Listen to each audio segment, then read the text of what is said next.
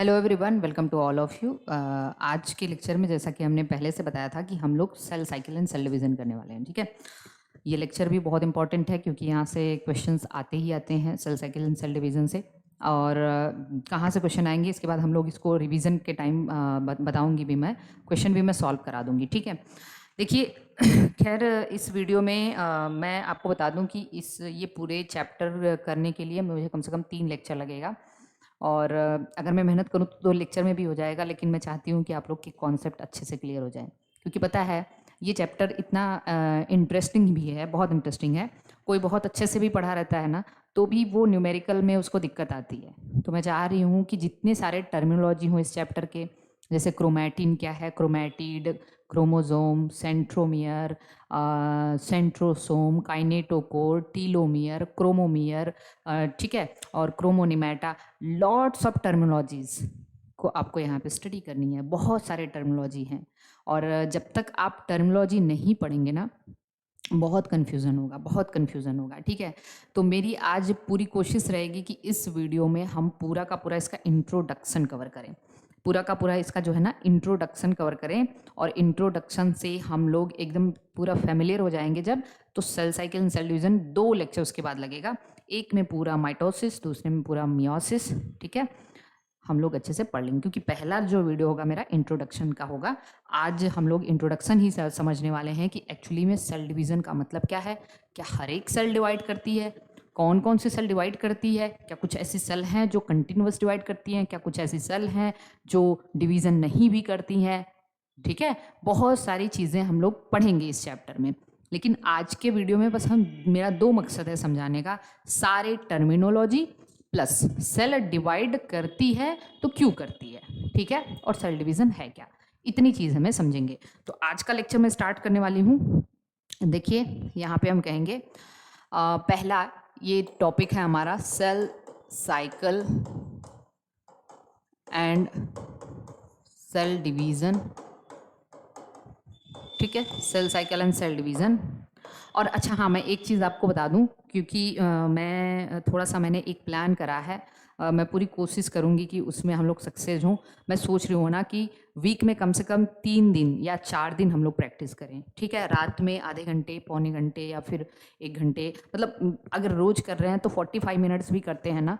ठीक है, तो जितने भी इम्पॉर्टेंट क्वेश्चंस हैं, डेली एक रेगुलरिटी बन जाएगी अगर हम लोग लाइव आते रहेंगे, एक दूसरे से बात करेंगे, क्या समस्याएं हैं आपकी, तो इससे आपका एक इंटरेस्ट डेवलप होगा। ओके, तो क्योंकि ये काम हम रात में कर सकते हैं, रात में थोड़ी सी कम डिस्टरबेंस होती है, बाबू सो भी जाता है, तो हम 10 बजे के आसपास ये काम कर सकते हैं आपके लिए। ठीक है, तो मैं पूरी कोशिश कर रही हूँ कि जल्दी ही ये चीज़ मैं स्टार्ट करने वाली हूँ। और अगर डेली हम लोग डेली, या फिर हम कह सकते हैं कि वीक में मैक्सिमम दिन 4 दिन भी अगर हमने प्रैक्टिस कर लिया तो बहुत अच्छे से प्रिपरेशन हो जाएगी। तो मैं सोच रही हूँ मैं जल्दी इसके बारे में आप लोगों को बताऊंगी भी। और मेरी तरफ से जो टेक्निकल इश्यूज़ आ रहे हैं, बहुत मतलब मेरी तरफ से मैं उनके लिए बहुत सॉरी बोलना चाहती हूँ। जो भी टेक्निकल इश्यूज़ आ रहे हैं, पता नहीं क्या है, क्योंकि मैं लगातार कांटेक्ट में हूँ ऐप वालों से, लेकिन वो लोग कह रहे हैं कोई दिक्कत नहीं है। फिर भी मैं फाइंड आउट करने की कोशिश कर रही हूँ कि अगर वाकई में उनकी तरफ से निकला ना, तो फिर तो बहुत बुरा हो जाएगा। क्योंकि मैं इतने दिनों से देख रही हूँ बहुत सारे स्टूडेंट को दिक्कत होती जा रही है, हम पूछते भी हैं, हमें पता ही नहीं चल पाता है कि क्या दिक्कत है, क्योंकि इससे मुझे बहुत डिस्टर्बेंस होती है। ठीक है, मैं अगर देख लेती हूँ कि हाँ कोई परेशान हो रहा है ना, तो फिर एकदम समझिए कि वो अंदर से सुकून मेरा चला जाता है। कि बहुत सारे आप कोई एक नहीं है, बहुत सारे लोगों के लगातार मैसेजेस आ रहे हैं कि कभी किसी को पीडीएफ दिख रहा है, कभी किसी को नहीं दिख रहा है, किसी को कभी वीडियोस डाउनलोड हो रहे हैं तो किसी के नहीं हो रहे हैं, lots of issues are there. तो मतलब मैं थोड़ा सा ना डिस्टर्ब हो जाती हूँ इन सब चीज़ों को लेके। तो थोड़ा सा आप पेशेंस रखिए, मैं आज ही मैंने बात भी किया है, देखते हैं शाम तक कुछ होता है तो मैं फिर जल्दी ये इशू सॉल्व करने की कोशिश करती हूँ। ठीक है, तो देखिए पहले क्या है, cell cycle and cell division में हम लोग को क्या करना है, आज हम लोग पढ़ेंगे सेल वाई सेल डिवाइड। भाई सेल डिवाइड क्यों करती है, why cell divides, what is the reason behind this. Cell अगर डिवाइड करती है तो क्यों डिवाइड करती है। ओके, इस चैप्टर में हम लोग क्या क्या पढ़ेंगे, इंट्रोडक्शन आज करेंगे। कल वाले टॉपिक में हम लोग माइटोसिस और उसके बाद फिर मियोसिस करेंगे। ठीक है, सिग्निफिकेंस क्या है वो सब उसके साथ ही आ जाएगा, डिफरेंसेस दोनों में क्या है वो भी उसके साथ ही आ जाएगा। एक मिनट, ओके, तो चलिए देखिए सेल डिवाइड क्यों करती है। अब मैं आपको एक बात बता दूं, कोई एक सेल है, यहाँ पे ध्यान से देखिए, कोई एक सेल है, ये इसका न्यूक्लियस है और ये इसका साइटोप्लाज्म है। ओके, ये इसका न्यूक्लियस है, ये इसका साइटोप्लाज्म है। अच्छा, सेल है तो भाई इसमें एब्जॉर्प्शन, मतलब इसमें क्या होगा, सेल में न्यूट्रिशन, ये न्यूट्रिशन तो एब्जॉर्ब करेगा ही। अगर उसने एब्जॉर्प्शन किया, सेल ने क्या किया, एब्जॉर्प्शन किया, तो उसमें ग्रोथ तो होगी। ऑब्वियसली यहाँ पे क्या होने जा रही है, ग्रोथ होने जा रही है। तो अब ये सेल साइज में थोड़ी बड़ी हो गई, साइज में बड़ी होगी, तो बड़ा हुआ क्या इसका, क्या बड़ा हुआ, साइटोप्लाज्म इसका इंक्रीज हो गया। तो इसका साइटोप्लाज्म अब थोड़ा सा बड़ा हो गया, ठीक है। न्यूक्लियस वही पड़ा हुआ है। अब एक बात बताओ, जो न्यूक्लियस होता है ना, nucleus is actually the heart of the cell, ये सेल का हार्ट होता है। यू कैन से कि न्यूक्लियस का, आप कह सकते हैं कि सेल पे पूरा कमांड होता है और न्यूक्लियस ही सारी एक्टिविटी को कंट्रोल करता है, because nucleus contain DNA and DNA is the, you can say कि डीएनए इज एवरीथिंग, ठीक। डीएनए है, उसके पास जीन है, तो ही सारी एक्टिविटी कंट्रोल हो पा रही है। तो न्यूक्लियस अगर एक स्टेज थी, इस वाले स्टेज में न्यूक्लियस और साइटोप्लाज्म का रेशियो तो ठीक ठाक था, लेकिन अब एक ऐसी स्टेज आई कि जब सेल में ग्रोथ होने लगी तो साइटोप्लाज्म बढ़ गया, और साइटोप्लाज्म बढ़ गया तो न्यूक्लियस का अब उस पर कमांड नहीं रह जाएगा। एक तरीके से आप कह सकते हैं कि अब न्यूक्लियस उसको कंट्रोल करने के लिए छोटा पड़ जा रहा है, ठीक है। तो हमने एक उदाहरण भी दिया था आपको, जब मैं शायद ये पढ़ा रही थी एम्ब्रियोलॉजी, तो मैंने ये बात आपको बताई थी कि सेल एक्चुअली में डिवाइड क्यों करती है, क्योंकि उसका न्यूक्लियो साइटोप्लाज्मिक रेशियो घट रहा होता है। न्यूक्लियो साइटोप्लाज्मिक रेशियो क्या होता है ये अभी समझेंगे हम, ठीक है। तो एक्चुअली हुआ क्या कि जब सेल ग्रोथ हुई तो उसका साइटोप्लाज्म बढ़ा, और साइटोप्लाज्म बढ़ा तो न्यूक्लियस छोटा ही रह गया। अब उसका कमांड नहीं रह जाएगा पूरे सेल के ऊपर, तो सेल डिवाइड कर जाती है, दो सेल बना ली तो साइटोप्लाज्म आधा आधा हो गया दोनों में, और उसके बाद क्या हुआ, उसके बाद हुआ न्यूक्लियस भी डबल हो गया। तो हमने कहा था ना कि कभी कभी क्या होता है कि एक डिस्ट्रिक्ट, अगर बड़ा डिस्ट्रिक्ट है तो दो डिस्ट्रिक्ट में कन्वर्ट हो जाता है। कोई स्टेट बड़ा है और उस स्टेट का जो हम कह सकते हैं कि चीफ मिनिस्टर है, ठीक है, सीएम है, उस पर उसका कमांड नहीं रह जाता है, तो वो स्टेट भी दो स्टेट में डिवाइड हो जाता है, जैसे आंध्र प्रदेश और तेलंगाना का, आपको पता ही है सब, ठीक है। तो बस वही रीज़न है भाई कि हमारी जो सेल है वो कंटिन्यूअस एब्जॉर्ब कर रही है, न्यूट्रिएंट वगैरह एब्जॉर्ब कर रही हैं, उनमें ग्रोथ हो जाता है, ग्रोथ होने के बाद न्यूक्लियस का कमांड उसमें नहीं रह जाता, उसका न्यूक्लियो साइटोप्लाज्मिक रेशियो डिक्रीज हो रहा है, इसलिए सेल क्या कर जाती है, डिवाइड। तो बहुत बार ये क्वेश्चन आता है कि भाई सेल के डिवाइड करने का रीज़न क्या है, तो आपको डायरेक्ट क्वेश्चन देगा न्यूक्लियो साइटोप्लाज्मिक रेशियो से लिंक करके। अब हम देखते हैं कि इसको हम कैसे एक्सप्लेन करेंगे, ठीक है। तो देखिए, वाई सेल डिवाइड, और न्यूक्लियस तो इसका छोटा ही है, ठीक है। वाई सेल डिवाइड को हम दो थ्योरी से एक्सप्लेन कर सकते हैं, कैसे कैसे देखते हैं, जरा ध्यान से देखिए। इसको हम ऐसे एक्सप्लेन कर सकते हैं, वाई सेल डिवाइड, इसको हम दो थ्योरी से एक्सप्लेन कर सकते हैं। एक को हम कहते हैं कर्ण प्लाज्म थ्योरी, या इसी को हम कह सकते हैं न्यूक्लियो साइटोप्लाज्मिक रेशियो, या इसी को हम कह सकते हैं कैरियो प्लाज्मिक रेशियो, ठीक। दूसरा रीजन मैं बता दूं आपको, सरफेस एरिया वॉल्यूम रेशियो। तो दो रीजन है, ठीक। अब इसको हम कैसे समझेंगे, ध्यान से देखिएगा, सरफेस एरिया वॉल्यूम रेशियो और न्यूक्लियोप्लाज्मिक रेशियो। एक्चुअली में कर्ण प्लाज्म थ्योरी, न्यूक्लियोप्लाज्मिक रेशियो को हम ऐसे, इसको हम कैरियोप्लाज्मिक रेशियो या फिर कैरियोप्लाज्मिक इंडेक्स भी कहते हैं। क्या कहते हैं, या हम इसी को कह सकते हैं कैरियोप्लाज्मिक इंडेक्स। तो देखिए, कैरियोप्लाज्मिक इंडेक्स को हम केआई इंडेक्स कहते हैं, तो आप केआई लिख दीजिए, या फिर न्यूक्लियोसाइटोप्लाज्मिक रेशियो लिख दीजिए, न्यूक्लियोसाइटोप्लाज्मिक रेशियो लिख दीजिए। ये क्या होता है, that is the volume of nucleus upon volume of cytoplasm, ठीक। और इसको आप ऐसे लिख सकते हैं, मैं इसको यहीं पे कंटिन्यू कर रही हूँ, के आई इज इक्वल टू, आप अपना पेज जो आप लिख रहे हो ना, उसको आप ऐसे ऊपर से नीचे लिखते आइएगा, ठीक है। यहाँ पे आप दूसरा लिखिएगा, ठीक। इसको आप लिखते हो, कहीं बुक में ऐसे दिया रहता है Vn by V C minus V N. तो एक्चुअली में Vn, जहाँ पे Vn क्या है, Vn वॉल्यूम ऑफ न्यूक्लियस होता है, वॉल्यूम ऑफ न्यूक्लियस, और सॉरी और C क्या होता है, Vc आपका होता है वॉल्यूम ऑफ सेल। देखिए C क्या है, वॉल्यूम ऑफ सेल। और अब देखिए, अब आप कहोगे कि इसका मतलब क्या है, नहीं समझ में आया। तो इसका मतलब यही है कि आपको वॉल्यूम ऑफ साइटोप्लाज्म निकालना है, तो volume of cell minus nucleus निकाल देंगे ना। सेल से ये सेल है पूरी, उसमें से न्यूक्लियस हटा देंगे, तब तो वॉल्यूम ऑफ न्यूक्लियस अरे साइटोप्लाज्म आ जाएगा। तो इसीलिए इसको ऐसे लिखा रहता है Vc माइनस Vn। ओके, और अगर इफ Ki इंडेक्स क्या हो रहा है, डिक्रीज हो रहा है, ऑब्वियसली डिक्रीज होगा क्योंकि न्यूक्लियस छोटा ही है, साइटोप्लाज्म बढ़ गया after growth. After growth cytoplasm is going to increase but nucleus is still you can say constant, उतना ही है। तो क्या हो जाएगा, जो आपका क्या इंडेक्स है वो घट जाएगा ना, और घट जाएगा तो न्यूक्लियस छोटा है, साइटोप्लाज्म बढ़ गया, न्यूक्लियस का साइटोप्लाज्म पे कमांड नहीं रह जाएगा। इसलिए सेल क्या करेगी, सेल जो है डिवाइड हो जाती है ताकि एक सेल से दो सेल बन जाए। क्योंकि आप देखिए, smaller the cell more active is the cell. Cell जितनी छोटी रहेगी ना, वो उतनी ही मेटाबॉलिकली एक्टिव रहेगी।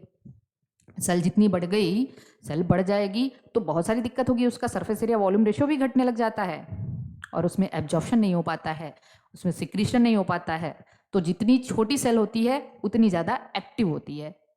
ठीक है, तो इस कॉन्सेप्ट को हम लोग कह सकते हैं कि अगर सेल का जो सेल डिवीजन के लिए क्या जरूरी है, सेल डिवाइड क्यों करती है, उसका कैरियोप्लाज्मिक इंडेक्स घट रहा है। ठीक है, उसका कैरियोप्लाज्मिक इंडेक्स क्या हो रहा है, घट रहा है। तो पहला reason is this. Okay, second क्या है, सरफेस एरिया वॉल्यूम रेशियो। इसको भी हम समझते हैं, सरफेस इफ, इसको भी लिख लीजिएगा, if surface area volume ratio भी क्या हो रहा है, घट रहा है, डिक्रीज होता है, तभी सेल डिवाइड करती है। दोनों में डिक्रीज याद रखना है आपको, दोनों डिक्रीज याद रखना है। और मान लीजिए यही आपसे उल्टा पूछ दिया, वॉल्यूम अपन सरफेस एरिया, तो बढ़ना। ठीक, तो ऐसे कंफ्यूजन नहीं होना, सरफेस एरिया वॉल्यूम रेशियो घट रहा है तो सेल डिवाइड कर जाती है। देखते हैं कैसे। तो देखिए यहाँ पे क्या है, इसको सरफेस एरिया वॉल्यूम रेशियो को भी मैं समझा दे रही हूँ। सरफेस एरिया वॉल्यूम रेशियो को भी मैं एक्सप्लेन कर रही हूँ। जैसे सपोज करिए हमारे पास एक छोटी सी सेल है, हमारे पास एक छोटी सी सेल है, इसको मैं ऐसे समझाऊंगी ना तो समझ में आएगा आपको। ये है हमारे पास एक छोटी सी सेल, मैं इसको ऐसे बनाना चाह रही हूँ क्यूब के फॉर्म में ताकि आपको समझा सकूं। ठीक, ये हमारे पास एक सेल है, एक छोटी सेल है। ठीक, अभी एकदम टेंशन नहीं लेना, इसका एक जो एक हम कह सकते हैं आर्म है, उसको हम ए से डिनोट कर दे रहे हैं, एक आर्म, क्योंकि हम क्यूब के फॉर्म में समझाएंगे तो आपको समझ में आ जाएगा सरफेस एरिया वॉल्यूम रेशियो। ठीक है, एक आर्म का जो हम कहेंगे ए है, ए से डिनोट कर रहे हैं। मान लीजिए इस वक्त ए जो है ना वो 2 सेंटीमीटर के आसपास है, उसकी एक भुजा जो है वो 2 सेंटीमीटर के आसपास है, या आप 1 सेंटीमीटर मान लो, कोई दिक्कत नहीं है। अभी इसकी भुजा कितनी है, 1 सेंटीमीटर। अब आप इसका सर्फ इस सेल को मैं ऐसे बना ली हूँ, पहली सेल है, इस कंडीशन में इस सेल का सरफेस एरिया निकालिए। सरफेस एरिया क्या होता है आपको पता है, उसका फॉर्मूला 6a² होता है ना। तो आप 6 × 1 कर देंगे तो कितना आ जाएगा, 6 centimetre square. Okay, am I clear with this. अब अगर इसका आप वॉल्यूम निकालो तो वॉल्यूम आपको पता है a क्यूब हो जाएगा। वॉल्यूम कितना हो जाएगा, a क्यूब ही होगा ना। ठीक है, तो वॉल्यूम आप निकालो तो वॉल्यूम क्या हो जाएगा आपका यहाँ पे 1 × 1 × 1 that is the 1 centimetre cube. Okay, अब आप बताओ इसका सरफेस एरिया वॉल्यूम रेशियो कितना है, इसका सरफेस एरिया वॉल्यूम रेशियो कितना है, ये आपका हो गया 6:1। यू कैन से 6 आया इसका surface area volume ratio. Case number second देख लेते हैं। देखिए केस नंबर सेकंड देख लिया हमने, सेल थोड़ी और बड़ी हो गई, सेल में ग्रोथ हुआ, सेल थोड़ी और बड़ी हो गई। अब मैं बार बार सेल तो नहीं बनाऊंगी, बस ऐसे आपको समझाए, चलिए बना दे रही हूँ। सेल थोड़ी और बड़ी हो गई, सपोज करिए कि अब इसका जो आर्म है वो 2 सेंटीमीटर हो गया। अब इसका सरफेस एरिया निकालो तो ये 6 × 2 × 2 हो जाएगा 6a², तो 24 सेंटीमीटर स्क्वायर हो गया ये, यही ना। और इसका वॉल्यूम निकालो, इसका वॉल्यूम अगर आप निकालोगे तो a क्यूब है, तो मतलब ये कितना हो गया आपका 2 क्यूब हो गया 8 सेंटीमीटर स्क्वायर। अब आप बताओ कि अब इसका सरफेस एरिया वॉल्यूम रेशियो निकालो। सरफेस एरिया वॉल्यूम कितना हो जाएगा? तो आप कहोगे भाई इसका सरफेस एरिया 24 इस टू इतना होगा, तो ये 3:1 हो गया। हो गया, ऑब्वियस है ये। ओके, थर्ड केस में मान लीजिए, एक और मैं बता दे रही हूँ वैसे, मान लीजिए ए जो है थोड़ा और बड़ा हो गया, 3 सेंटीमीटर इसकी भुजा थोड़ी और बड़ी हो गई, मतलब सेल में ग्रोथ हुआ, साइटोप्लाज्म में ग्रोथ हुआ, उसकी एक आर्म और बड़ी हो गई। जस्ट इमेजिन करो आप, इस केस में अगर आप सरफेस एरिया निकालोगे तो 6 × 3 × 3, तो ये 54 हो गया। देख लीजिएगा मेरा थोड़ा सा मैथ वीक है। और इसका जो वॉल्यूम है और ए क्यूब हो जाएगा, तो ये कितना हो गया? 3 क्यूब 27 सेंटीमीटर क्यूब। अब इसका सरफेस एरिया वॉल्यूम रेशियो निकालोगे अगर आप, तो ये कितना हो जाएगा? 2:1 आ जाएगा ना, 57, हाँ 2:1 हो जाएगा। अब देखिए जैसे जैसे क्या हुआ, पहले केस में जब सेल छोटी थी उसका सरफेस एरिया वॉल्यूम रेशियो 6 था, सेल थोड़ी और बड़ी हुई 3 हो गया, और बड़ी हुई 2 हो गया, और बड़ी हुई 1 हो जाएगा। कंटिन्यूअस क्या हो रहा है, जैसे जैसे सेल ग्रो कर रही है वैसे वैसे उसका सरफेस एरिया वॉल्यूम रेशियो घट रहा है। क्या हो रहा है? सरफेस। और पता है आपको, मेरी बात ध्यान से सुनिए, किसी भी सेल को एक्टिव होने के लिए, उसमें एक्टिवली एब्जॉर्प्शन के लिए, उसमें एक्टिवली सिक्रीशन के लिए, उसमें किसी भी एक्टिव मेटाबॉलिज्म के लिए उसका सरफेस एरिया वॉल्यूम रेशियो ज़्यादा होना चाहिए। तभी वहाँ पे हम कह सकते हैं एक्टिव एब्जॉर्प्शन हो पाएगा। सरफेस एरिया उसका पक्का है, ज़्यादा होगा ना सब भाई, हर जगह हम लोग पढ़ते हैं to increase the surface area, to increase the surface area, मतलब सरफेस एरिया ज़्यादा होना चाहिए। लेकिन हो क्या रहा है, जैसे जैसे सेल ग्रो कर रही है उसका सरफेस एरिया वॉल्यूम रेशियो घटता चला जा रहा है। This is not good for the cell, ठीक है। और सेल वैसे तो बहुत ज़्यादा स्लगिश होती जाएगी, बहुत आलसी होती जाएगी अगर उसका सरफेस एरिया वॉल्यूम रेशियो घटता जाएगा। तो सरफेस एरिया वॉल्यूम रेशियो को मेंटेन करने के लिए सेल डिवाइड कर जाती है। क्या कर जाती है? सेल डिवाइड कर जाती है। तो there are major, you can say कि 2 रीज़न है ऐसे सेल डिवीज़न के लिए। पहला रीज़न क्या है? पहला रीज़न है कि इसका जो है हम कह सकते हैं न्यूक्लियोसाइटोप्लाज्मिक रेशियो घट रहा है या केआई घट रहा है, तो सेल डिवाइड कर जाती है। और दूसरा क्या हो रहा है, इसका सरफेस एरिया वॉल्यूम रेशियो घट रहा है, तो सेल डिवाइड कर जाती है, ठीक है। तो ये है सेल डिवीज़न के लिए जरूरी बातें।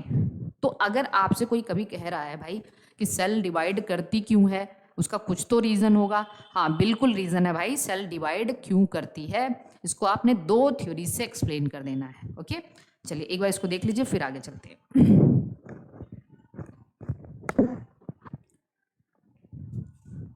ओके, चलते हैं आगे, चलते हैं। अब चलते हैं दूसरी चीज़ देखते हैं। अब मैं कुछ टर्मिनोलॉजी के बारे में बात करूंगी कि सेल डिवीज़न में क्या क्या चीज़ें हैं। पहले तो हम देख लें एक सेल साइकिल। हम जब भी बात करेंगे एक ह्यूमन सेल लेके चलते हैं, ठीक है। ह्यूमन सेल लेके चलते हैं। पहले सेल साइकिल को कितने पार्ट में डिवाइड करते हैं, क्या क्या क्या होता है। तो यहाँ पे देखिए पहला चीज़ है यहाँ पे, that is the cell cycle. Actually में जो सेल साइकिल है ना, ये अगर मैं ह्यूमन सेल की बात करूँ, देखिए ध्यान से देखिएगा इसको, ह्यूमन सेल की बात करूं तो एक सेल साइकिल का जो ड्यूरेशन होता है 24 आवर्स होता है। कितना? 24। अगर आप ये ईस्ट की बात कर ले, ईस्ट में एक सेल साइकिल पूरा कंप्लीट होने में 90 मिनट्स लगते हैं। कितने? 1.5 घंटे, केवल 90 मिनट लगते हैं। ह्यूमन की सेल एक सेल डिवाइड करने में 24 घंटे लगा देती है, ठीक है। अब चलते हैं इसमें। सेल साइकिल में 2 स्टेज होते हैं। देखिए एक तो होता है आपका इंटरफेज, इसको हम क्या कहते हैं? इंटरफेज। और या हम इसको ऐसे कह दें non dividing phase, non dividing phase. और दूसरा होता है डिवाइडिंग फेज। क्या होता है? Dividing phase. पहले मेरी बात को ध्यान से समझिएगा, ओके।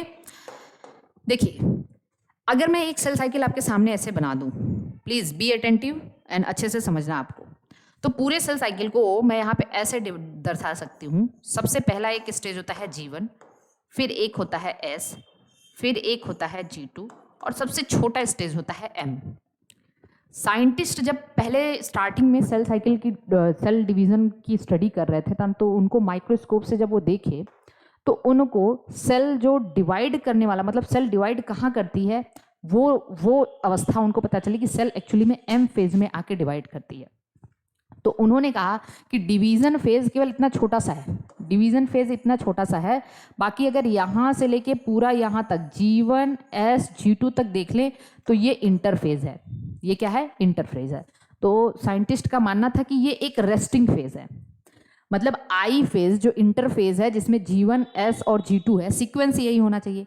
सेल डिवीज़न एक यूनिसाइक्लिक प्रोसेस होती है, ये एक साइक्लिक प्रोसेस है, यूनि डायरेक्शनल प्रोसेस है। आप कभी ऐसे नहीं कह सकते कि ऐसे सेल डिवीज़न नहीं हो रहा है, ऐसे हो रहा है हमेशा, ऐसे, ठीक है ना।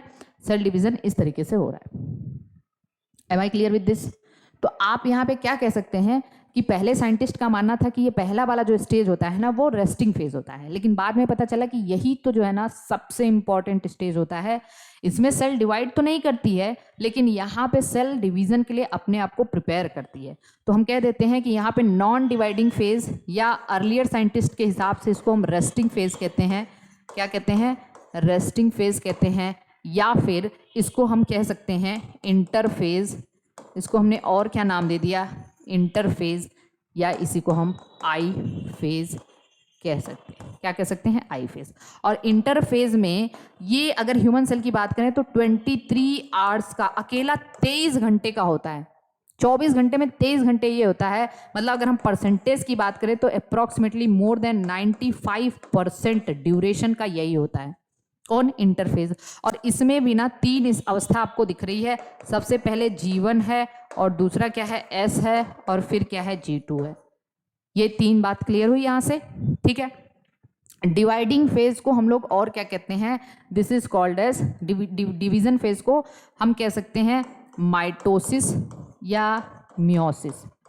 डिवीजन फेज को हम और क्या कह सकते हैं? M phase. अब देखिए यहाँ पे M stand for if somatic cell है। क्या है? सोमैटिक सेल है, बॉडी सेल है, तब तो वहाँ पे माइटोसिस होगा, ठीक है। एम का मतलब माइटोसिस भी हो सकता है, मियोसिस भी हो सकता है। और अगर इफ जर्माइनल सेल है, क्या है? जर्माइनल सेल है, तो जर्माइनल सेल के केस में यहाँ पे मियोसिस होगा।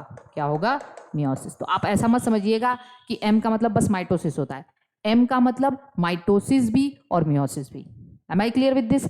अब समझिए इस बात को, माइटोसिस और मियोसिस दोनों के केस में ये वाली कॉमन फेज होती है। इंटरफेज दोनों में आने जा रहा है, ठीक। अब हम इसको थोड़ा सा आगे लेके चल रहे हैं। यहाँ तक सबको समझ में आ गया? अब आगे चलते हैं। इसको आप चाहें तो इसको चार्ट बना सकते हैं, आप चाहें तो इसको बढ़िया से चार्ट ऐसे ही बना सकते हैं। तो 2 हो गया। माइटोसिस को हम लोग क्या कहते हैं? Mitosis is called as equational division. क्या है? Equational division. और मियोसिस को हम लोग कहते हैं रिडक्शनल डिवीजन। क्या नाम देते हैं? रिडक्शनल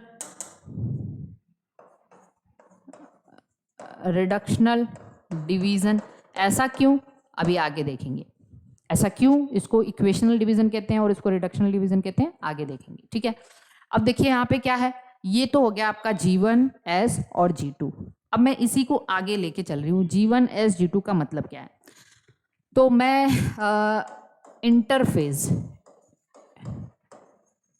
इंटरफेज में क्या हो रहा है, इसको हम लोग क्या कहते हैं? Non dividing I phase. I phase में क्या होता है? 3 अवस्था है ना, एक है G1 और दूसरा क्या है? S है, और तीसरा क्या है? G2 फेज है। पहले मैं आपको बता दूं, एक एक बात को अच्छे से समझिएगा। जो G1 होता है ना वो अकेला 11 आवर्स का वही होता है, अकेला सबसे बड़ा 11 आवर्स का, और ये 8 आवर्स का होता है, और ये जो होता है ना वो 4 आवर्स का होता है G2, ठीक। इतनी बात एकदम ध्यान से समझिए। अब अभी मैंने ये वाला चीज़ बताया, ये वाला देखिए यहाँ पे मैंने बनाया था ना, कहाँ गया वो? अरे चलिए इसी में बना देना है। ये मान लीजिए एकदम ध्यान से देखिएगा, ये सेल साइकिल है, ठीक। एक सेल, ये ध्यान से समझना है, कॉन्सेप्ट क्लियर करना है। ये S है, ये G2 है और M है। एक सेल यहाँ से डिवाइड करना स्टार्ट करी, ठीक। तो वो सबसे पहले किस में एंटर करेगी, वो सबसे पहले एंटर करेगी G1 फेज में, फिर G1 से किस में, G1 में यहाँ पे आई, G1 से फिर S फेज में, S से G2 और G2 से M, और आफ्टर M एक सेल से कितनी सेल बन जाती है, 2 सेल बन जाती है, डिवीजन हो जाता है। ठीक है, M में भी क्या होता है, M में भी 2 स्टेज होता है, एक तो कैरियोकाइनेसिस और दूसरा साइटोकाइनेसिस। क्या होता है, कैरियोकाइनेसिस और साइटोकाइनेसिस, मतलब पहले न्यूक्लियस डिवाइड करता है फिर साइटोप्लाज्म डिवाइड करता है, उसको हम आगे देखेंगे, अभी समझेंगे। ठीक है, अब देखिए G1 का मतलब, अब आप एकदम ध्यान समझिएगा, S में क्या होता है, डीएनए रेप्लिकेशन, बहुत इंपॉर्टेंट है भाई, समझिए। एक सेल से हमें मान लीजिए 2 सेल बनानी है, ठीक है, एक सेल 2 सेल में डिवाइड कर जा रही है, तो कहने का मतलब ये है कि इस सेल के पास जो भी इंफॉर्मेशन है वो दोनों सेल में पूरी की पूरी इंफॉर्मेशन पहुंचनी चाहिए, और पूरी इंफॉर्मेशन पहुंचने के लिए उसका डीएनए डबल होगा, तभी तो सेल डिवाइड करेगी, तो आधा इसमें चला जाएगा। आपको जैसे मैं ये बता दूं कि मेरे पास जैसे एक इंफॉर्मेशन है, मैंने किसी बुक में या मैंने किसी पेज पे एक इंफॉर्मेशन लिखा हुआ है, पेज पूरा है, अब मुझे उसे 2 स्टूडेंट में डिस्ट्रीब्यूट करना है, तो मैं क्या करूँगी, मेरे पास एक ही रास्ता, मैं उसको फाड़ के तो नहीं दूंगी, पेज को फाड़ के तो नहीं दूंगी ना, मैं उसका 2 कॉपी कराऊंगी पहले, तब 2 स्टूडेंट में डिस्ट्रीब्यूट करूंगी, तब वो इन्फॉर्मेशन दोनों के पास एकदम एग्जैक्ट पहुंचेगा। तो कोई भी सेल अगर डिवाइड कर रही है, एक सेल से दूसरे 2 सेल बन रही है, तो दोनों में इंफॉर्मेशन एकदम सेम पहुंचे, इसके लिए क्या होना चाहिए कि डीएनए, क्योंकि इंफॉर्मेशन है किसके पास, डीएनए, तो डीएनए का कॉपी डबल होना चाहिए। तो डीएनए का रेप्लिकेशन कहाँ होता है, एस फेज में होता है, डीएनए डबल कहाँ होता है, एस फेज में होता है। तो देखिए एस फेज में अगर डीएनए डबल हो रहा है, एम फेज के बाद सेल डिवाइड कर जा रही है, तो हम कहेंगे कि सेल डिवीजन के बाद और फिर डीएनए रेप्लिकेशन फिर से स्टार्ट करने के लिए सेल एक लंबा गैप लेता है, ठीक है, इसी को हम गैप 1 कहते हैं। तो G1 को हम क्या कहते हैं, this is the gap 1 phase, ये क्या है, गैप 1 फेज है, G फॉर गैप होता है। और ये गैप किसके बीच है, तो आप कहेंगे गैप बिटवीन, ध्यान से समझिए, गैप बिटवीन, हमने कहा कि सेल साइकिल एक यूनिडायरेक्शनल प्रोसेस है, ऐसे चलेगा, ऐसे, ठीक है ना, ऐसे चलेगा, आप हमेशा याद रखिएगा। तो आप कहेंगे ये गैप किसके बीच है, M एंड S के बीच में, ऐसा नहीं कहेंगे S और M के बीच में गैप है, ऐसा कभी नहीं कह सकते आप कि ये गैप S और M के बीच में नहीं है, आप कहेंगे G1 is the gap between, ये क्या है, M एंड S, तो आप कहेंगे it is a gap between M and S phase. ठीक है, ठीक है, इतनी बात समझ में आ रही है। अच्छा, G1 को और क्या कह सकते हैं आप, G1 को और क्या कह सकते हैं, इसको कह सकते हैं, क्योंकि ये S का मतलब डीएनए रेप्लिकेशन या DNA synthesis, S for synthetic phase, ठीक है, तो हम G1 को क्या कह सकते हैं, प्री सिंथेटिक कह सकते हैं, क्योंकि S के पहले हो रहा है ना ये, तो इसीलिए G1 को हम लोग और क्या नाम देते हैं, दिस इज प्री सिंथेटिक, इसको क्या नाम दे दिया, प्री सिंथेटिक फेज। अच्छा, और किसके बाद हो रहा है, ये माइटोसिस के बाद हो रहा है ना, तो इसीलिए इसको हम क्या कहते हैं, और क्या कहते हैं, पोस्ट माइटोटिक फेज, ठीक है, पोस्ट माइटोटिक फेज कहते हैं इसको। तो G1 क्या है, प्री सिंथेटिक है, पोस्ट माइटोटिक है, कंफ्यूजन तो नहीं होना चाहिए। अब ये कितना है, 11 आवर्स का होता है, G1 कितने आवर्स का होता है, 11 आवर्स का होता है। अच्छा चलिए, अब मैं पहले इसी G2 के बारे में आती है, G2 देख लेते हैं, फिर S को हम लोग लिखेंगे यहाँ पे। अच्छा, G2 में क्या होता है, इसको एक बार समझ लेते हैं, दिस इज द गैप 2, ये क्या है, गैप 2, किसके किसके बीच गैप है भाई, G2 को देखिए यहाँ पे, तो आप कहेंगे डीएनए रेप्लिकेशन और सेल डिवीजन के बीच गैप है ये, ठीक है, तो आप क्या कहेंगे। अच्छा, आप बताओ मुझे, G1 क्या है, सेल डिवीजन और डीएनए रेप्लिकेशन के बीच गैप है, उल्टा हो गया, और ये डीएनए रेप्लिकेशन और सेल डिवीजन के बीच गैप है। कंफ्यूजन हो रहा है ना, नहीं होना चाहिए, क्योंकि सेल साइकिल एक यूनिडायरेक्शनल प्रोसेस है, मैं बार बार कह रही हूँ। आप यहाँ पे क्या कहेंगे, ये सेल डिवीजन, यहाँ एम फेज में डिवीजन होता आता है, तो आप इसको ऐसे भी कह सकते हैं, it is a G1 is a gap between cell division and DNA replication, लेकिन एग्जाम में दे दिया DNA replication and cell division, तब तो आप कहेंगे G2 है, तब क्या है ये, G2 है। तो इसको हम ऐसे भी कह सकते हैं, it is a gap between S phase and M phase, S और एम के बीच गैप है, और ये किसके बीच गैप था, एम एंड एस के बीच गैप था।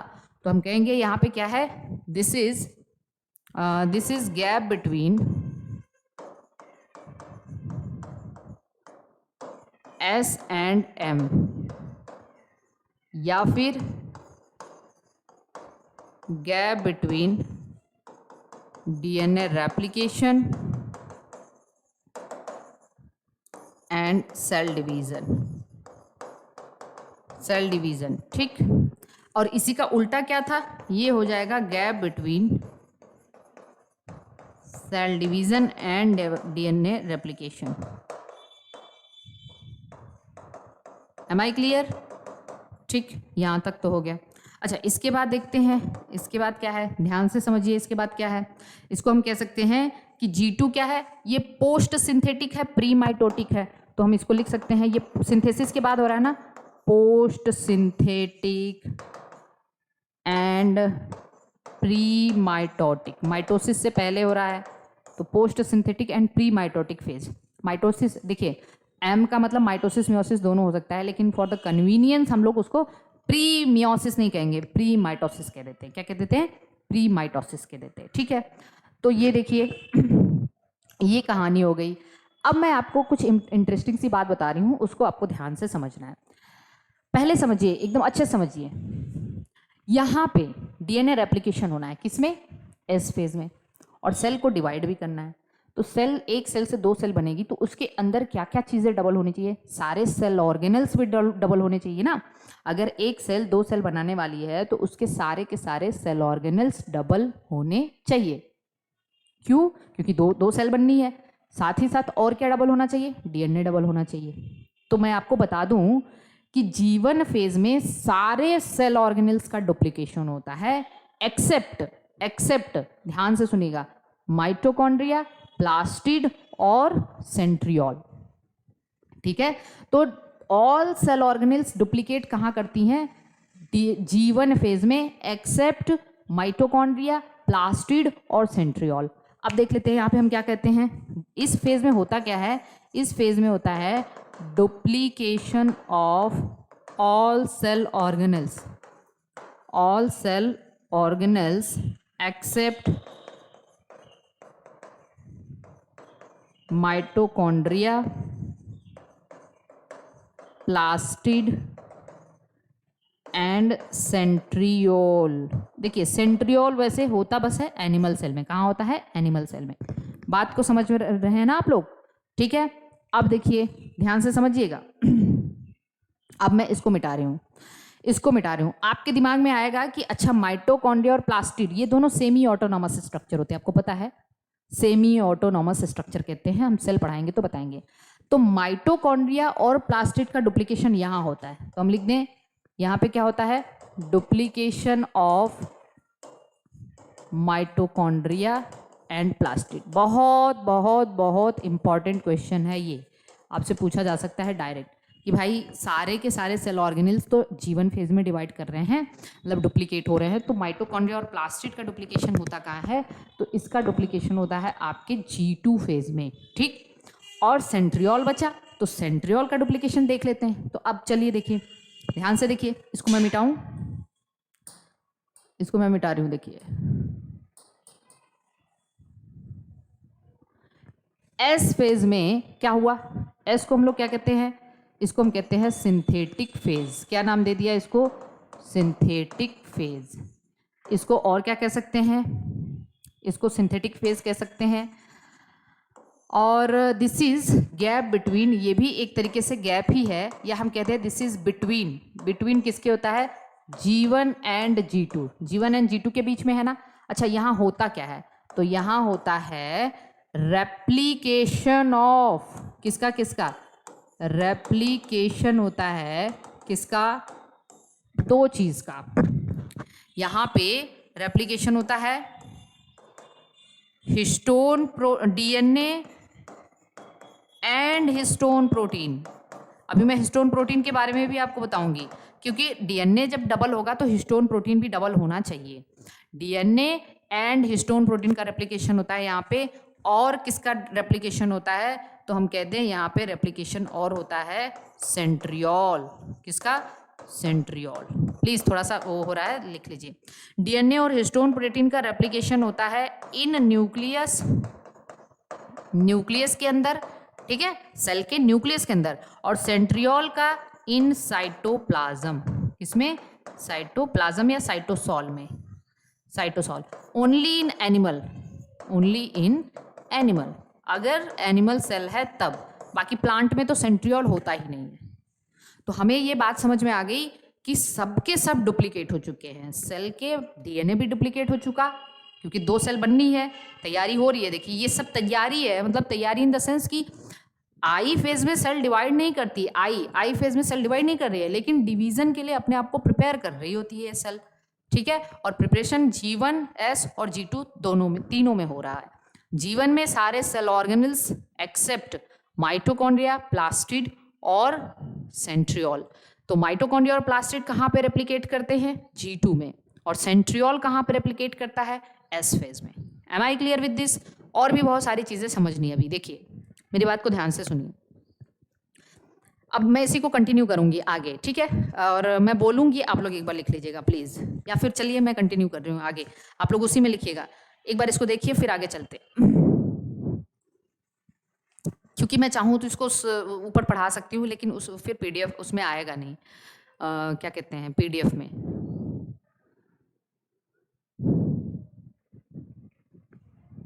ओके, फिर से मैं लिख दे रही हूँ, आप वैसे ही बनाइएगा अपना चार्ट।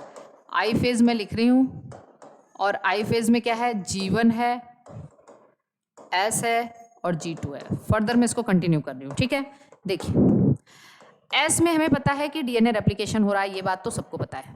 डीएनए रेप्लिकेशन के लिए अब जितनी भी चीज़ों की ज़रूरत होती है, डीएनए को रेप्लिकेट करने के लिए क्या चाहिए? डीएनए को रेप्लिकेट करने के लिए डीएनए पॉलीमरेज एंजाइम चाहिए, कुछ प्रोटीन्स चाहिए, लॉट्स ऑफ प्रोटीन्स चाहिए, ठीक है। और उसके बाद डीएनए की रेप्लिकेशन के लिए, ठीक है, तो जितने भी डीएनए रेप्लिकेशन के लिए इंपॉर्टेंट प्रोटीन्स हैं वो सब कहाँ बन जाते हैं? G1 फेज में। तो हम कहेंगे all proteins required for DNA replication formed in G1 phase. तो तैयारी हो गई, ठीक है। यहाँ पे क्या हो गया? तैयारी हो गई है। जितने भी प्रोटीन्स चाहिए किसके लिए? डीएनए रेप्लिकेशन के लिए, वो G1 फेज में क्या हो जाते हैं? बन जाते हैं। अच्छा, G2 फेज में हम देखेंगे कि G2 फेज में क्या होता है। हम कहेंगे यहाँ पे large amount of RNA and protein synthesize, बहुत ज़्यादा आरएनए और प्रोटीन की सिंथेसिस होती है, ठीक है, फॉर सेल डिवीज़न। क्योंकि इसके बाद अब सेल डिवाइड करने वाली है ना, डिवीज़न फेज में एंटर करेगी, तो यहाँ पे large amount of RNA and protein की सिंथेसिस होती है। दूसरी चीज़ एक बहुत इंपॉर्टेंट है, एक बहुत इंपॉर्टेंट प्रोटीन है। सेल जब डिवाइड करती है तो आपको पता है कि सेल कहाँ पे आ जाती हैं? ऐसे इक्वेटर पे आ जाती है ना, और फिर इसको ये स्पिंडल फाइबर से ऐसे अटैच होती हैं। किससे? स्पिंडल फाइबर से अटैच होती है। तो ये स्पिंडल फाइबर बना किसका होता है? एक प्रोटीन होती है, जिस प्रोटीन का नाम है ट्यूब्यूलिन प्रोटीन। किससे? ट्यूब्यूलिन प्रोटीन से बनता है स्पिंडल फाइबर। तो ये ट्यूब्यूलिन प्रोटीन भी इसी जगह सिंथेसाइज होता है। तो आप कहेंगे सिंथेसिस ऑफ ट्यूब्यूलिन प्रोटीन। इस फेज में और क्या होता है? Synthesis of tubulin protein. तो ये कुछ कहानी है किसका? पूरा का पूरा आई फेज का। किसका? आई फेज का। एक बार देख लीजिए आई फेज को, समझिएगा एकदम ध्यान से, क्योंकि ये सब एकदम स्टार्टिंग है, आप समझेंगे नहीं ना तो फिर बहुत दिक्कत होगी आपको। गैप 1 है, इसको हम gap between M and S कह सकते हैं। प्री सिंथेटिक है, पोस्ट माइटोटिक है, gap between cell division and DNA replication, duplication of all cell organelles except mitochondria, plastid and centriole. ठीक, सेंट्रियोल कह लो या सेंट्रोसोम कह लो, अंतर क्या है अभी मैं आगे बताऊंगी आपको, ठीक है। और ये क्या है? इसमें ये सिंथेटिक फेज है, ये G1 और G2 के बीच में आता है। यहाँ पे डीएनए रेप्लिकेशन के साथ साथ हिस्टोन प्रोटीन और सेंट्रियोल का भी रेप्लिकेशन होता है। हिस्टोन प्रोटीन और डीएनए का रेप्लिकेशन सेल के न्यूक्लियस में होता है, और अगर वो एनिमल सेल है तो सेंट्रियोल का रेप्लिकेशन साइटोसॉल में होता है। प्लांट में सेंट्रियोल नहीं होता, ये बात आपको एकदम अच्छे से पता होनी चाहिए। Okay, am I clear with this? चलिए, ये तो हो गया पूरा का पूरा आई फेज। यहाँ पे सेल अभी डिवाइड तो नहीं करी है, डिवीजन के लिए प्रिपरेशन हुआ है बस, इसलिए इसको हम कहते हैं, क्या कहते हैं, नॉन डिवाइडिंग फेज या प्रिपरेटिव फेज भी कहते हैं। क्या कहते हैं इसको? प्रिपरेटिव फेज भी कहते हैं। ठीक, अब आगे आते हैं नेक्स्ट। अब जरा ध्यान से समझते हैं इसे। ओके, अब हम आते हैं एम फेज। एम फेज की कहानी क्या है? Okay, M stand for what? ये एम को हम माइटोसिस भी कह सकते हैं, माइटोसिस भी हो सकता है, और एम जो है ना वो मियोसिस भी हो सकता है। माइटोसिस कहाँ होता है? इफ सोमैटिक सेल है। क्या है? सोमैटिक सेल, मतलब हमारी जो बॉडी की सेल है। तो मियोसिस क्या है? इफ जर्माइनल सेल है। जर्माइनल सेल मतलब जो जर्म सेल्स हैं। जर्म सेल हमने बताया है कि जर्म सेल ही आगे चल के क्या बनाते हैं? स्पर्म और ओवम। ठीक है, जर्माइनल एपिथेलियम पढ़ा है मैंने स्पर्मेटोजेनेसिस और oogenesis में, तो उसमें क्या होता है? मियोसिस होता है। Am I clear with this? चलिए देखते हैं इसके बाद। तो एम फेज में दो स्टेजेस आते हैं। पहले कैरियोकाइनेसिस होता है, कैरियोकाइनेसिस होता है मतलब पहले न्यूक्लियस डिवाइड करता है, फिर साइटोकाइनेसिस होता है। फिर क्या होता है? साइटोकाइनेसिस होता है। एकदम अच्छे से समझना है।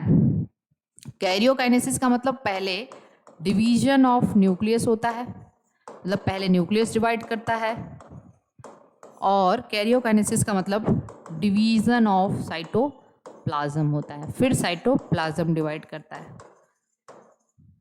Are you getting this? अब ये क्या है? देखिए, डिवीजन ऑफ न्यूक्लियस में भी फर्दर कितने स्टेजेस होते हैं, इसको ध्यान से समझिएगा। इसमें 4 स्टेजेस होते हैं, आप सबको पता होगा। प्रोफेज, ठीक है, फिर क्या आता है? मेटाफेज, फिर क्या आता है? एनाफेज, और फिर क्या आता है? टीलोफेज। ठीक, प्रोफेज, मेटाफेज, एनाफेज, टीलोफेज, जिसमें सबसे लॉन्गेस्ट जो है ना वो है प्रोफेज, और सबसे शॉर्टेस्ट फेज जो होती है वो एनाफेज। यहां से भी देखिए क्वेश्चन, सब क्वेश्चन बनने चाहिए। ओके, सबसे लॉन्गेस्ट प्रोफेज और सबसे शॉर्टेस्ट एनाफेज, और telophase is just reverse of prophase. Telophase is just reverse of prophase. जो कुछ भी प्रोफेज में हुआ रहता है वो टीलोफेज में रिवर्स हो जाता है, तो एकदम प्रोफेज का उल्टा है। अच्छा, मेटाफेज के बारे में मैं एक और बात बता दूं, this is the best stage to study karyotype of chromosome. ये क्वेश्चन डायरेक्ट आता है, डायरेक्ट। कैरियोटाइप ऑफ क्रोमोसोम मतलब अगर किसी क्रोमोसोम की नंबर और उसका पोजीशन, क्रोमोसोम मार्फोलॉजी, किसी कैरियोटाइप का मतलब होता है study of morphology of chromosome, मतलब उसका नंबर कितना है, क्रोमोसोम किस टाइप का है, किस टाइप का क्रोमोसोम है, वो मेटासेंट्रिक है कि टीलोसेंट्रिक है कि एक्रोसेंट्रिक है, किस टाइप का क्रोमोसोम है, उसको देखने के लिए metaphase is the best stage. Metaphase is the best stage to determine the karyotype of chromosome. Am I clear with this? देखिए, अब ये बात आपको एकदम अच्छे से समझ में आनी चाहिए। क्या होना चाहिए? एकदम अच्छे से समझ में आना चाहिए कि आपसे अगर पूछ रहा है, मेरी बात को ध्यान समझिए, अगर क्रोमोसोम का नंबर देखना है तो ये आप number, best stage to number of chromosome, chromosome के नंबर काउंट करने के लिए, और क्रोमोसोम का टाइप, नंबर एंड, मैं यही लिख रही हूँ, इसको कंटिन्यू कर लीजिएगा, टाइप ऑफ क्रोमोसोम, किस टाइप का क्रोमोसोम है, तो उसके लिए metaphase is the best stage. And anaphase में अगर क्रोमोसोम का शेप देखना है, शेप ऑफ क्रोमोसोम, तो आप यहाँ पे देख सकते हो। ठीक, दैट इज ऑल्सो इम्पॉर्टेंट, आगे हम पढ़ेंगे तो बताएंगे भी। तो ये तो कहानी है कैरियोकाइनेसिस की। कि पहले कैरियोकाइनेसिस होता है, अब फिर क्या होता है, साइटोकाइनेसिस। तो साइटोकाइनेसिस को भी देख लेते हैं। साइटोकाइनेसिस का मतलब, अब देखिए न्यूक्लियस 2 पार्ट में डिवाइड हो गया। मान लीजिए ये एक सेल है भाई, न्यूक्लियस 2 पार्ट में डिवाइड हो गया। तो जब न्यूक्लियस पहले डिवाइड हो जाएगा, अब सेल को डिवाइड करना है, तो सेल के डिवीजन को ही हम लोग क्या कहते हैं, साइटोकाइनेसिस। और ये जो साइटोकाइनेसिस है ना, साइटोकाइनेसिस 2 तरीके की होती है। 1 मिनट।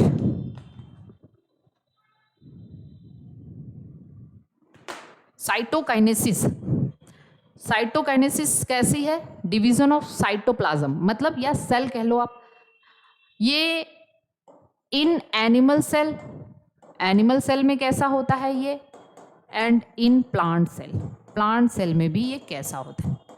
तो मैं आपको बता दूं, एनिमल सेल में साइटोकाइनेसिस मतलब सेल का division by cell furrow method, किससे होता है, सेल फरो मेथड। अभी मैं समझाऊंगी इसको। और कैसा होता है, सेंट्रीपिटल होता है। कैसा, सेंट्रीपिटल। लेकिन प्लांट सेल में बाय सेल प्लेट मेथड, कैसे होता है, सेल प्लेट मेथड और सेंट्रीफ्यूगल होता है। कंफ्यूजन नहीं होना चाहिए, देख लेते हैं इसको, सेंट्रीफ्यूगल होता है। वैसे मैं बता दूं कि इसका एक वीडियो मेरा YouTube पे पड़ा हुआ है, ठीक है, YouTube पे इसका एक पूरा सेल साइकिल का वीडियो पड़ा हुआ है। अगर उसे किसी को बहुत क्विकली रिवीजन करना है ना, तो सेल साइकिल करके आप वहाँ पे देखेंगे ना, तो वो आपको मिल भी जाएगा एक क्विक रिवीजन। वैसे मैं इसको वहाँ पे अपलोड भी करवा दूंगी, ठीक है, टेंशन मत लीजिएगा। वो आपको, आप ढूंढेंगे, परेशान होंगे, तो मैं उसको अपलोड भी करा दूंगी लास्ट में। पहले आप पढ़िए मेरे साथ, स्लोली इसको सीखिए और फिर उसको मैं अपलोड करवा दूंगी। अब देखिए यहाँ पे क्या है, सेल फरो, एनिमल सेल बहुत इंपॉर्टेंट है। एनिमल सेल में साइटोकाइनेसिस जो होता है वो cell furrow method. Cell furrow का मतलब जैसे क्या हुआ कि मान लीजिए ये कोई एक सेल है, ठीक, और सेल में न्यूक्लियस जब डिवाइड हो गया तो अब इसकी प्लाज्मा मेम्ब्रेन ऐसे अंदर की तरफ धंसती है। प्लाज्मा मेम्ब्रेन का इन्वेजिनेशन होने लगता है और प्लाज्मा मेम्ब्रेन अंदर की फरो का मतलब इन्वेजिनेशन ऑफ प्लाज्मा मेम्ब्रेन, और प्लाज्मा मेम्ब्रेन बाहर से अंदर की तरफ धंस रही है, बाहर से अंदर की तरफ धंस रही है, टुवर्ड्स द सेंटर जा रही है, इसलिए इसको सेंट्रीपिटल कहते हैं। Am I clear with this? इसलिए इसको क्या कहते हैं, सेंट्रीपिटल कहते हैं। तो एनिमल सेल में सेल डिवीजन सेंट्रीपिटल मेथड से होता है, जबकि प्लांट सेल में कैसे होता है उसको देख लेते हैं। तो प्लांट सेल में क्या हुआ, जैसे प्लांट सेल में तो सेल वॉल प्रेजेंट होती है ना, सेल वॉल प्रेजेंट है।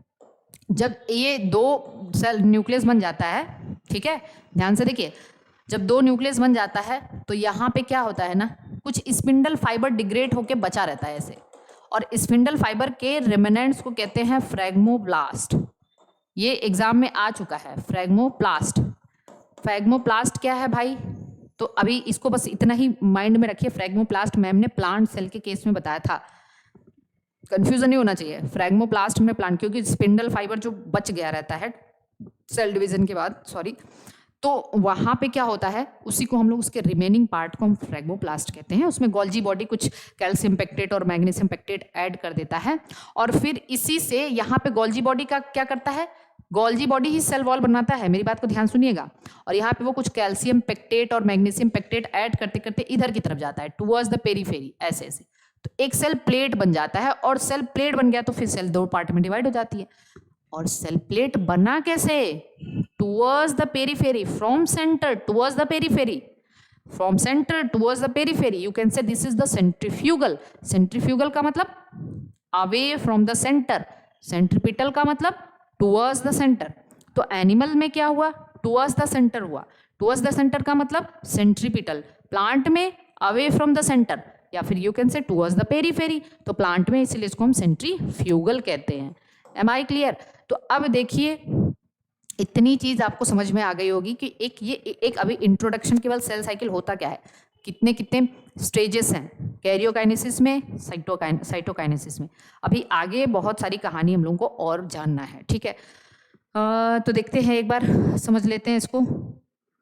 अब यहाँ पे आइए, देखिए सेल साइकिल में 2 स्टेज है, एक नॉन डिवाइडिंग इंटरफेज, और शायद मैंने आपको बताया ना, हाँ ये 23 आवर्स का अकेले होता है, और ये केवल 1 आवर का होता है, कितने का, 1 घंटे का, और लेस देन 5% टाइम बस इसमें लगता है कि नहीं। टाइम के हिसाब से परसेंटेज निकालो तो 23 घंटे का तो 95% से ज़्यादा ये होता है, और ये लेस देन 5% होता है। और एम फेज कहाँ है, सोमैटिक सेल, जर्माइनल सेल में, माइटोसिस, मियोसिस। और फिर इसको आई फेज को देख लो, आप आई फेज को देख लो तो G1, S और G2 एक सीक्वेंस में मैंने इसको आपको बताया है। ये सब कुछ इंपॉर्टेंट पॉइंट है, उसको जरूर याद रखिएगा, ठीक है। और इसके अलावा G1, S, G2 ये सारी चीज़ें, एस में जितना था वो हमने आपको बता दिया। फिर ये वाला स्लाइड आपको बहुत इंपॉर्टेंट है कि मतलब एनिमल सेल में सेल फरो और प्लांट में सेल प्लेट। बहुत बार क्वेश्चन ऐसे directly cell plate, cell furrow, centripetal, centrifugal, ये सब पूछता है। ठीक, इतना हो गया, आगे चलें। अब देखते हैं नेक्स्ट। अब मैं कुछ टर्मिनोलॉजी बताऊंगी आपको, वो समझना है। देखिए ध्यान से समझिएगा मेरी बात को, एकदम अच्छे से समझिए। जब देखिए सेल, अब मैं कुछ चीज़ें टर्मिनोलॉजी पढ़ाने वाली हूँ, उसको देखिए। सेल एक टर्म है क्रोमोजोम, तो आप लोग जानते ही हैं क्रोमोजोम। दूसरा टर्म है क्रोमैटिन, एक टर्मिनोलॉजी होता है क्रोमैटिड, ठीक। तीसरा टर्म है टीलोमियर, सेंट्रोमियर, ठीक। और काइनेटोकोर, पहले इतना टर्मिनोलॉजी समझते हैं। क्रोमोजोम, क्रोमैटिन एन और डी का अंतर है यहाँ पे बस, क्रोमैटिड, टीलोमियर, सेंट्रोमियर, काइनेटोकोर और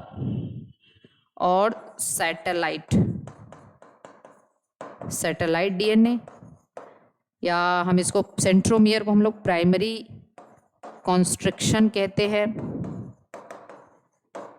ठीक। और सैटेलाइट को हम लोग सैटेलाइट क्रोमोजोम को हम लोग सेकेंडरी कॉन्स्ट्रिक्शन कहते हैं। बोर नहीं होना है ना, एकदम बोर नहीं होना है, एकदम ध्यान से समझना है। और एक और क्या है, सेंट्रोसोम या सेंट्रियोल। तो पहले टर्मिनोलॉजी समझ लेते हैं क्योंकि ये सब बहुत कंफ्यूजिंग है। और एक टर्म है आपका स्पिंडल फाइबर और स्पिंडल एपरेटस, ठीक। एक टर्म है एस्ट्रल और एनेस्ट्रल, एक टर्म है सेंट्रिक और एसेंट्रिक। देखिए बहुत सारे टर्म हैं, अभी तो हम लोग इतना ही टर्मिनोलॉजी के बारे में समझते हैं, ठीक है। कंफ्यूज तो नहीं हो रहे हैं ना, अभी हम स्टार्ट ही कहाँ किए हैं। तो देखिए सबसे पहले क्या होता है, मेरी बात को एकदम ध्यान से समझना है, एकदम अटेंटिव होके। सबसे पहले आपको पता है कि अगर मैं एक ह्यूमन सेल के डीएनए की बात करूं तो हमारा डीएनए क्या होता है, हमारे डीएनए का डायमीटर कितना है। मान लीजिए मैं एक डीएनए बना रही हूँ, ठीक है, दिस इज अ 1 डीएनए। हमारे डीएनए का डायमीटर कितना होता है, 2 नैनोमीटर के आसपास, 20 एंगस्ट्रॉम, 2 नैनोमीटर। अगर डीएनए जो है ना हिस्टोन प्रोटीन के साथ बाइंड हो जाए, किसके साथ, हिस्टोन प्रोटीन के साथ, तो ये स्ट्रक्चर कुछ आपको ऐसे नजर आएगा। अभी मैं इसको थोड़ा डिटेल भी बता लूंगी। इसी को हम लोग कहते हैं क्रोमैटिन। क्या कहते हैं, क्रोमैटिन। मतलब डीएनए और हिस्टोन प्रोटीन के एसोसिएशन के बाद जो स्ट्रक्चर बना उसको हम क्रोमैटिन कहते हैं। Am I clear with this, ध्यान से समझिए। यह है डीएनए, यह है हिस्टोन प्रोटीन। अब ये क्रोमैटिन थोड़ा सा लेस कंडेंस स्ट्रक्चर होता है, लेस मतलब हम यहाँ लिख ही नहीं रहे हैं लेस कंडेंस। इसका डायमीटर थोड़ा बढ़ जाता है, अप्रॉक्सीमेटली 11 नैनोमीटर के आसपास हो जाता है। इसमें थोड़ा और कंडेंसेशन होता है। कंडेंसेशन का मतलब इसमें से वाटर वगैरह लूज होता है, कंडेंसेशन जो भी है। जब कंडेंसेशन होगा तो वाटर यहाँ से लूज होगा और उसके बाद ये स्ट्रक्चर थोड़ा और डार्क हो जाता है, ठीक। ये स्ट्रक्चर थोड़ा और डेंस हो जाता है, इसका लगभग अप्रॉक्सीमेटली 700 नैनोमीटर के आसपास हो जाता है इसका डायमीटर, और अब इसको हम क्रोमोसोम कहने लग जाते हैं। अब आप कहोगे मैम क्या कर रही हो, ये बता रही हूँ मैं आपको, सुनिए मेरी बात को ध्यान से सुनिए। क्रोमोसोम और क्रोमैटिन दोनों ही ना न्यूक्लियो प्रोटीन है। क्या है? Nucleo protein. एकदम अपना जो है ना डाउट क्लियर करना है। न्यूक्लियो प्रोटीन का मतलब इसमें दो पार्ट है, एक तो न्यूक्लिक एसिड और दूसरा न्यूक्लियो प्रोटीन के साथ, और दूसरा प्रोटीन पार्ट।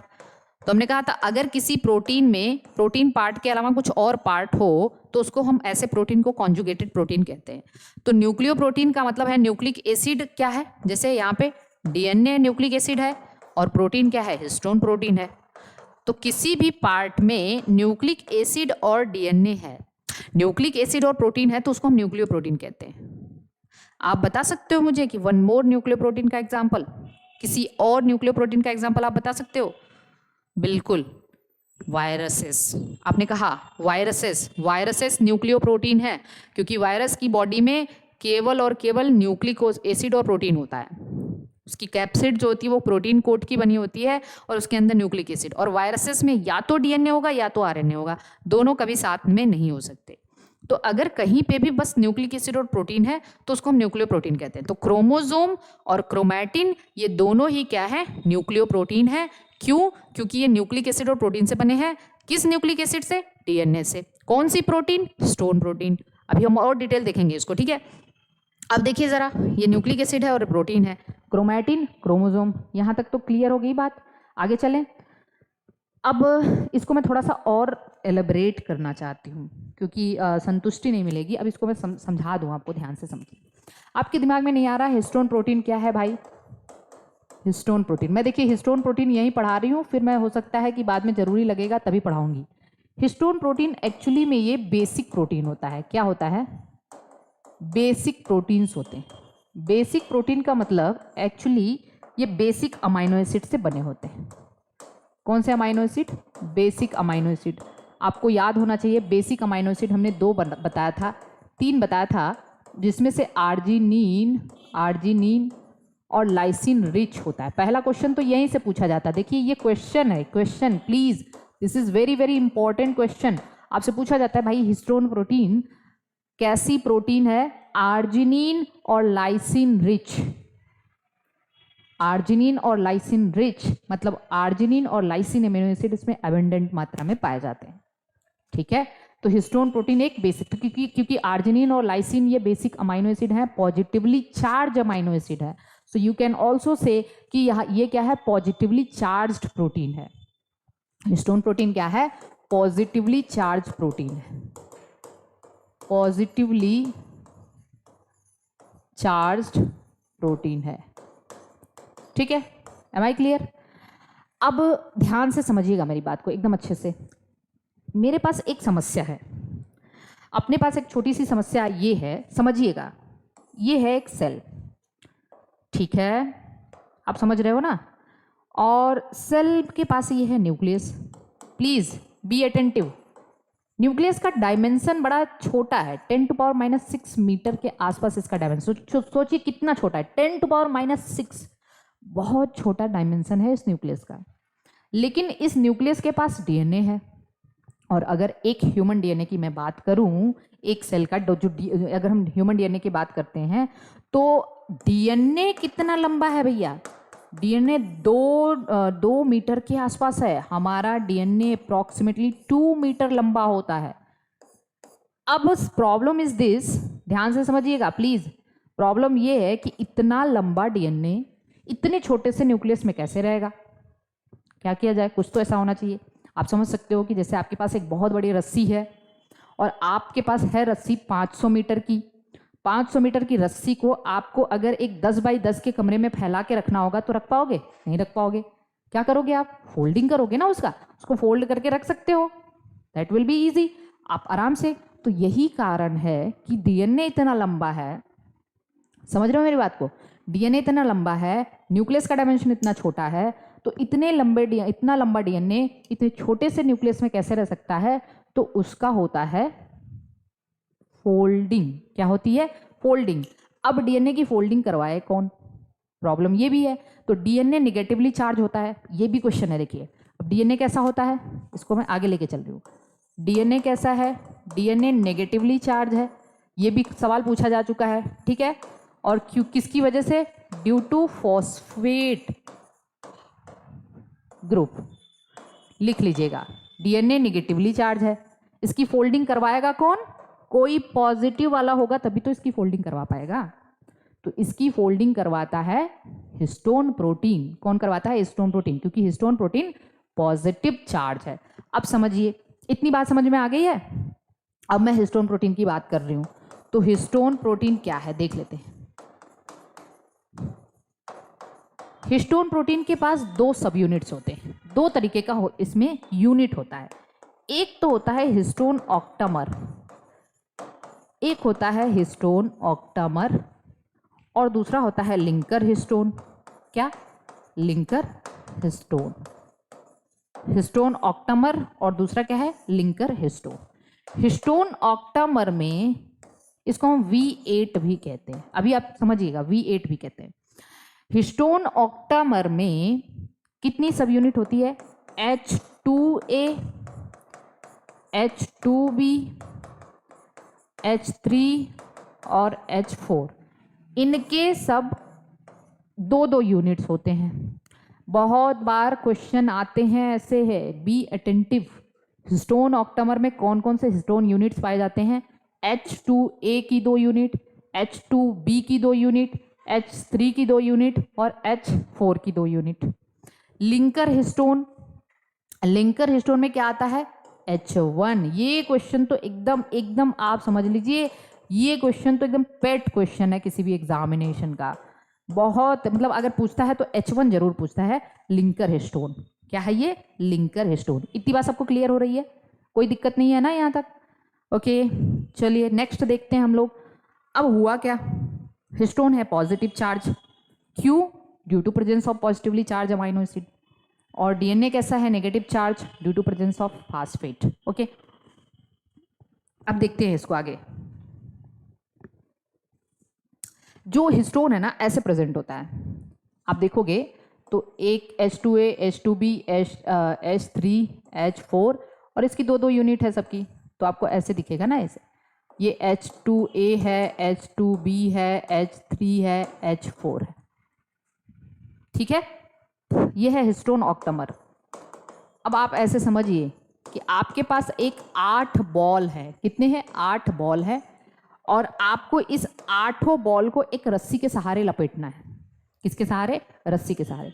एक्चुअली होता क्या है कि ये एक हिस्टोन ऑक्टामर है, एक, ठीक, एक हिस्टोन ऑक्टामर ये है, दूसरा ये है, ऐसे ऐसे है, ठीक है। ये तमाम हिस्टोन ऑक्टामर आपको दिख रहे हैं। अब इसी हिस्टोन ऑक्टामर के चारों तरफ ना डीएनए अपने आप को कॉइल कर लेता है। क्या कर लेता है? कॉइलिंग कर लेता है। कैसे? देखिए, इसकी कॉइलिंग ऐसे होती है लेफ्ट हैंडेड डायरेक्शन में, और मैं ऐसे पूरा नहीं बना रही हूँ, बस ऐसे समझा रही हूँ आपको। एक डीएनए ऐसे,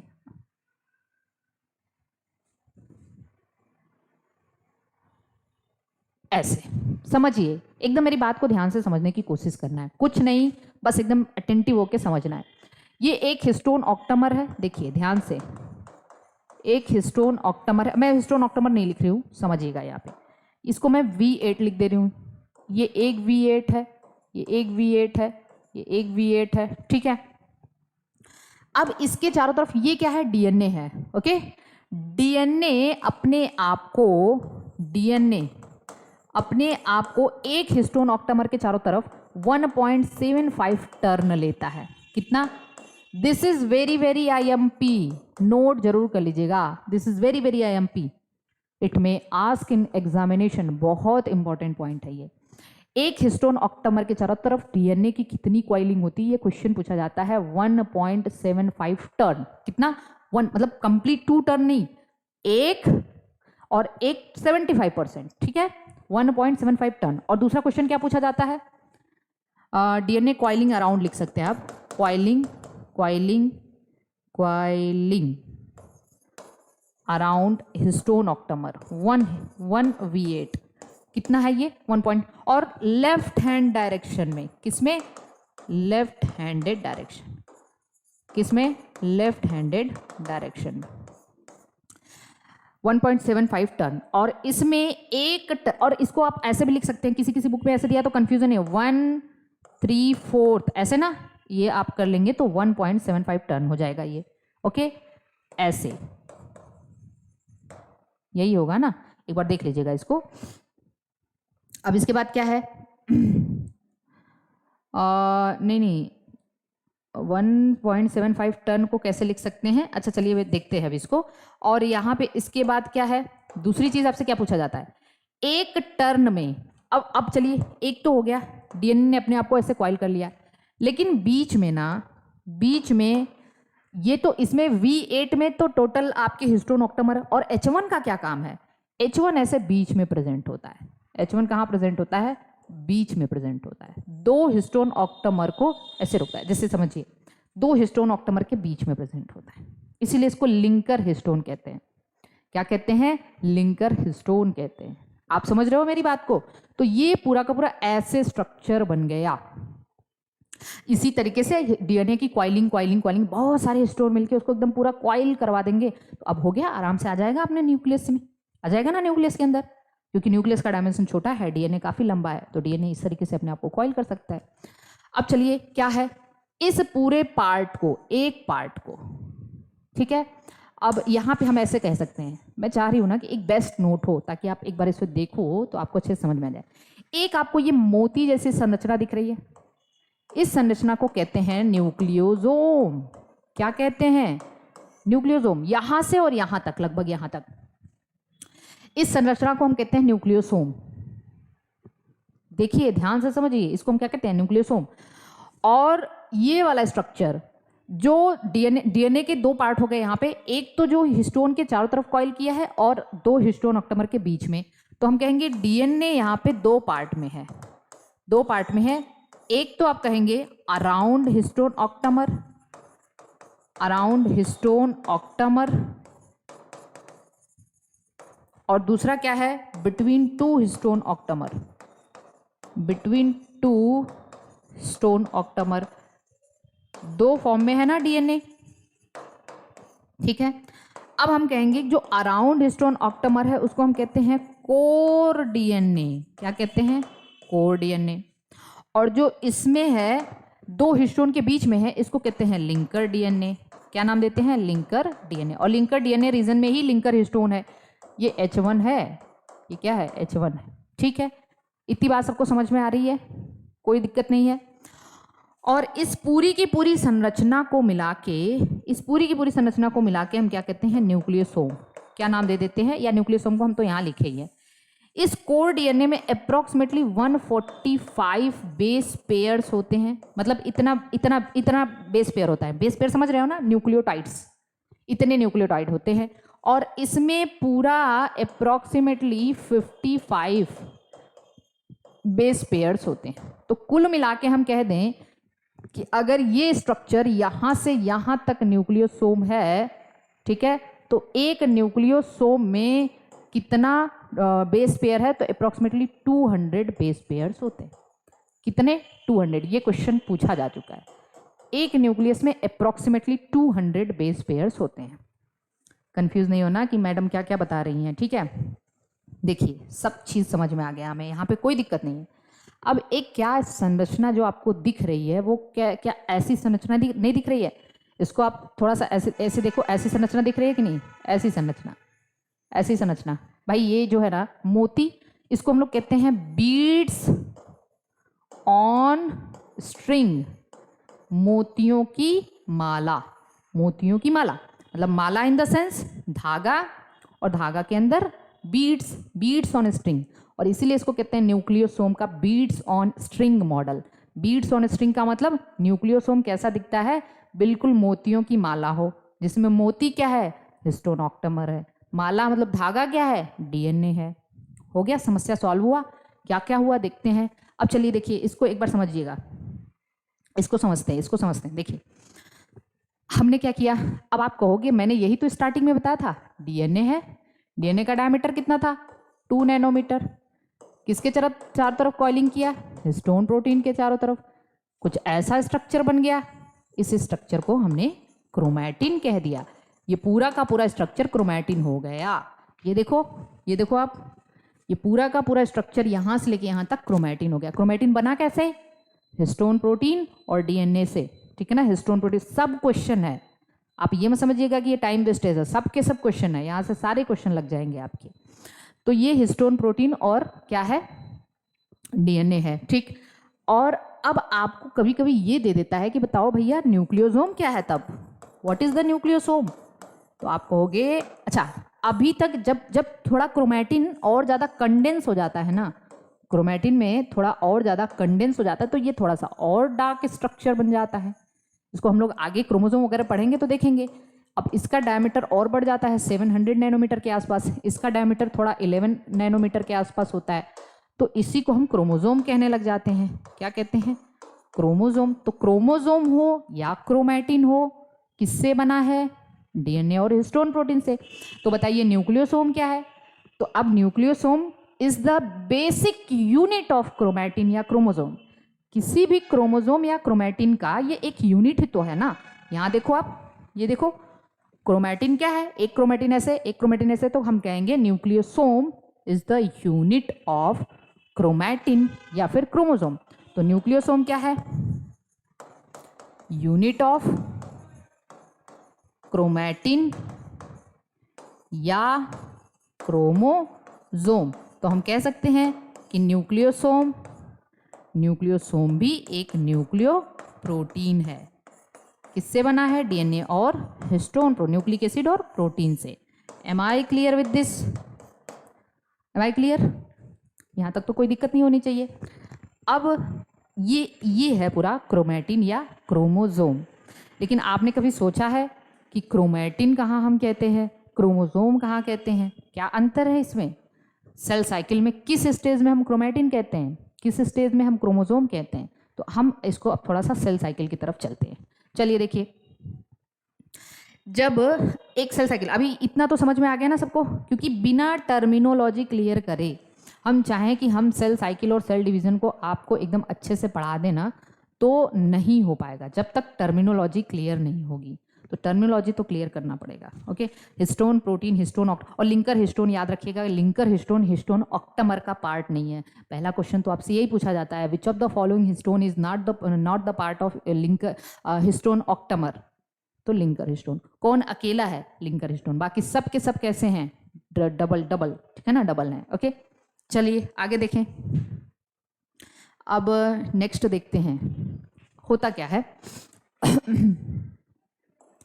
ये स्टेज में बना, थोड़ा सा बड़ा स्टेज बना रही हूँ, प्लीज़ ध्यान से देखिएगा। थोड़ा सा बड़ा स्टेज बना रही हूँ मैं। ये क्या है, ये G1 है, ये S है, और G2 को भी मैं छोटा बना दूँ ताकि बहुत सारी चीज़ें यहाँ पे हम कवर कर सकें। ये G2 है, हालांकि M बहुत एक ही घंटे का होता है, फिर भी मैं M को ऐसे बना दे रही हूँ। क्या, M को मैं बना रही हूँ प्रोफेज पहले, फिर मेटाफेज, फिर एनाफेज, फिर टीलोफेज, फिर कैरियोकाइनेसिस। क्योंकि यहाँ तक तो क्या हो रहा है, ये तो ये फिर कैरियोकाइनेसिस नहीं, ये साइटोकाइनेसिस। तो पहले एम फेज में ही पहले कैरियोकाइनेसिस होगा, प्रोफेज, मेटाफेज, एनाफेज, टीलोफेज, फिर साइटोकाइनेसिस होगा। तो ये है, ये पूरा का पूरा यहाँ तक एम फेज है। Am I clear with this, okay. हाँ, ये क्या है, यहाँ से लेके यहाँ तक पूरा आई फेज है, नो डाउट। यहाँ से लेके यहाँ तक पूरा आई फेज है, इसको मैं यहाँ बता रही हूँ। अब देखिए, जरा ध्यान से देखिएगा, प्लीज बी अटेंटिव। एक सेल डिवाइड करना शुरू करिए। ये इसमें 2, इसके क्रोमोसोम के नंबर सपोज करो कि 2n है। जब ये सेल डिवाइड करना शुरू करती है ना, तो मान लीजिए कि ये सेल, जो सेल यहाँ डिवीजन करने जा रही है, इसमें 4 क्रोमोसोम है, तो 2n कितना हो गया, 4 हो गया। और 4 क्रोमोसोम ऐसे होते हैं, 4 क्रोमोसोम।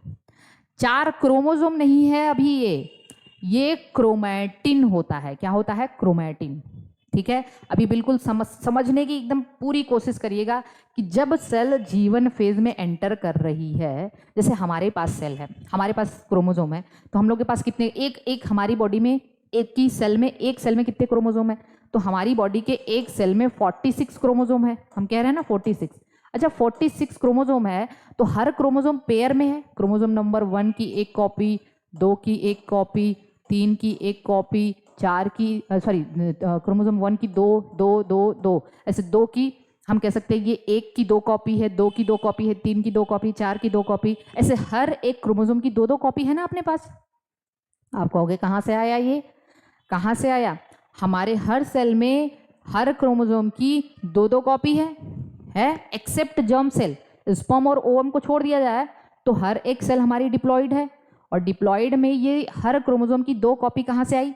तो मान लीजिए ये पहला क्रोमोसोम 1 का पहला, हम लोग ये पहला क्रोमोसोम की दोनों कॉपी निकाल लिए, तो एक फादर से आया है, एक मदर से आया है ना। और दोनों क्रोमोसोम को हम क्या कहते हैं? होमोलॉगस क्रोमोसोम कहते हैं। क्या कहते हैं? Homologous chromosome. कुछ नहीं समझ में आ रहा है फिर भी आराम से इसको पढ़िए, सब समझ में आ जाएगा, ठीक है। तो आपको पता है कि हमारे हर सेल में क्रोमोसोम कहाँ से आया है?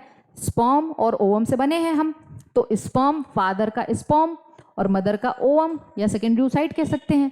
इसमें 23 क्रोमोसोम, इसमें 23 क्रोमोसोम, ठीक है। और इसमें 23 है तो हर क्रोमोसोम की एक एक कॉपी है यहाँ पे।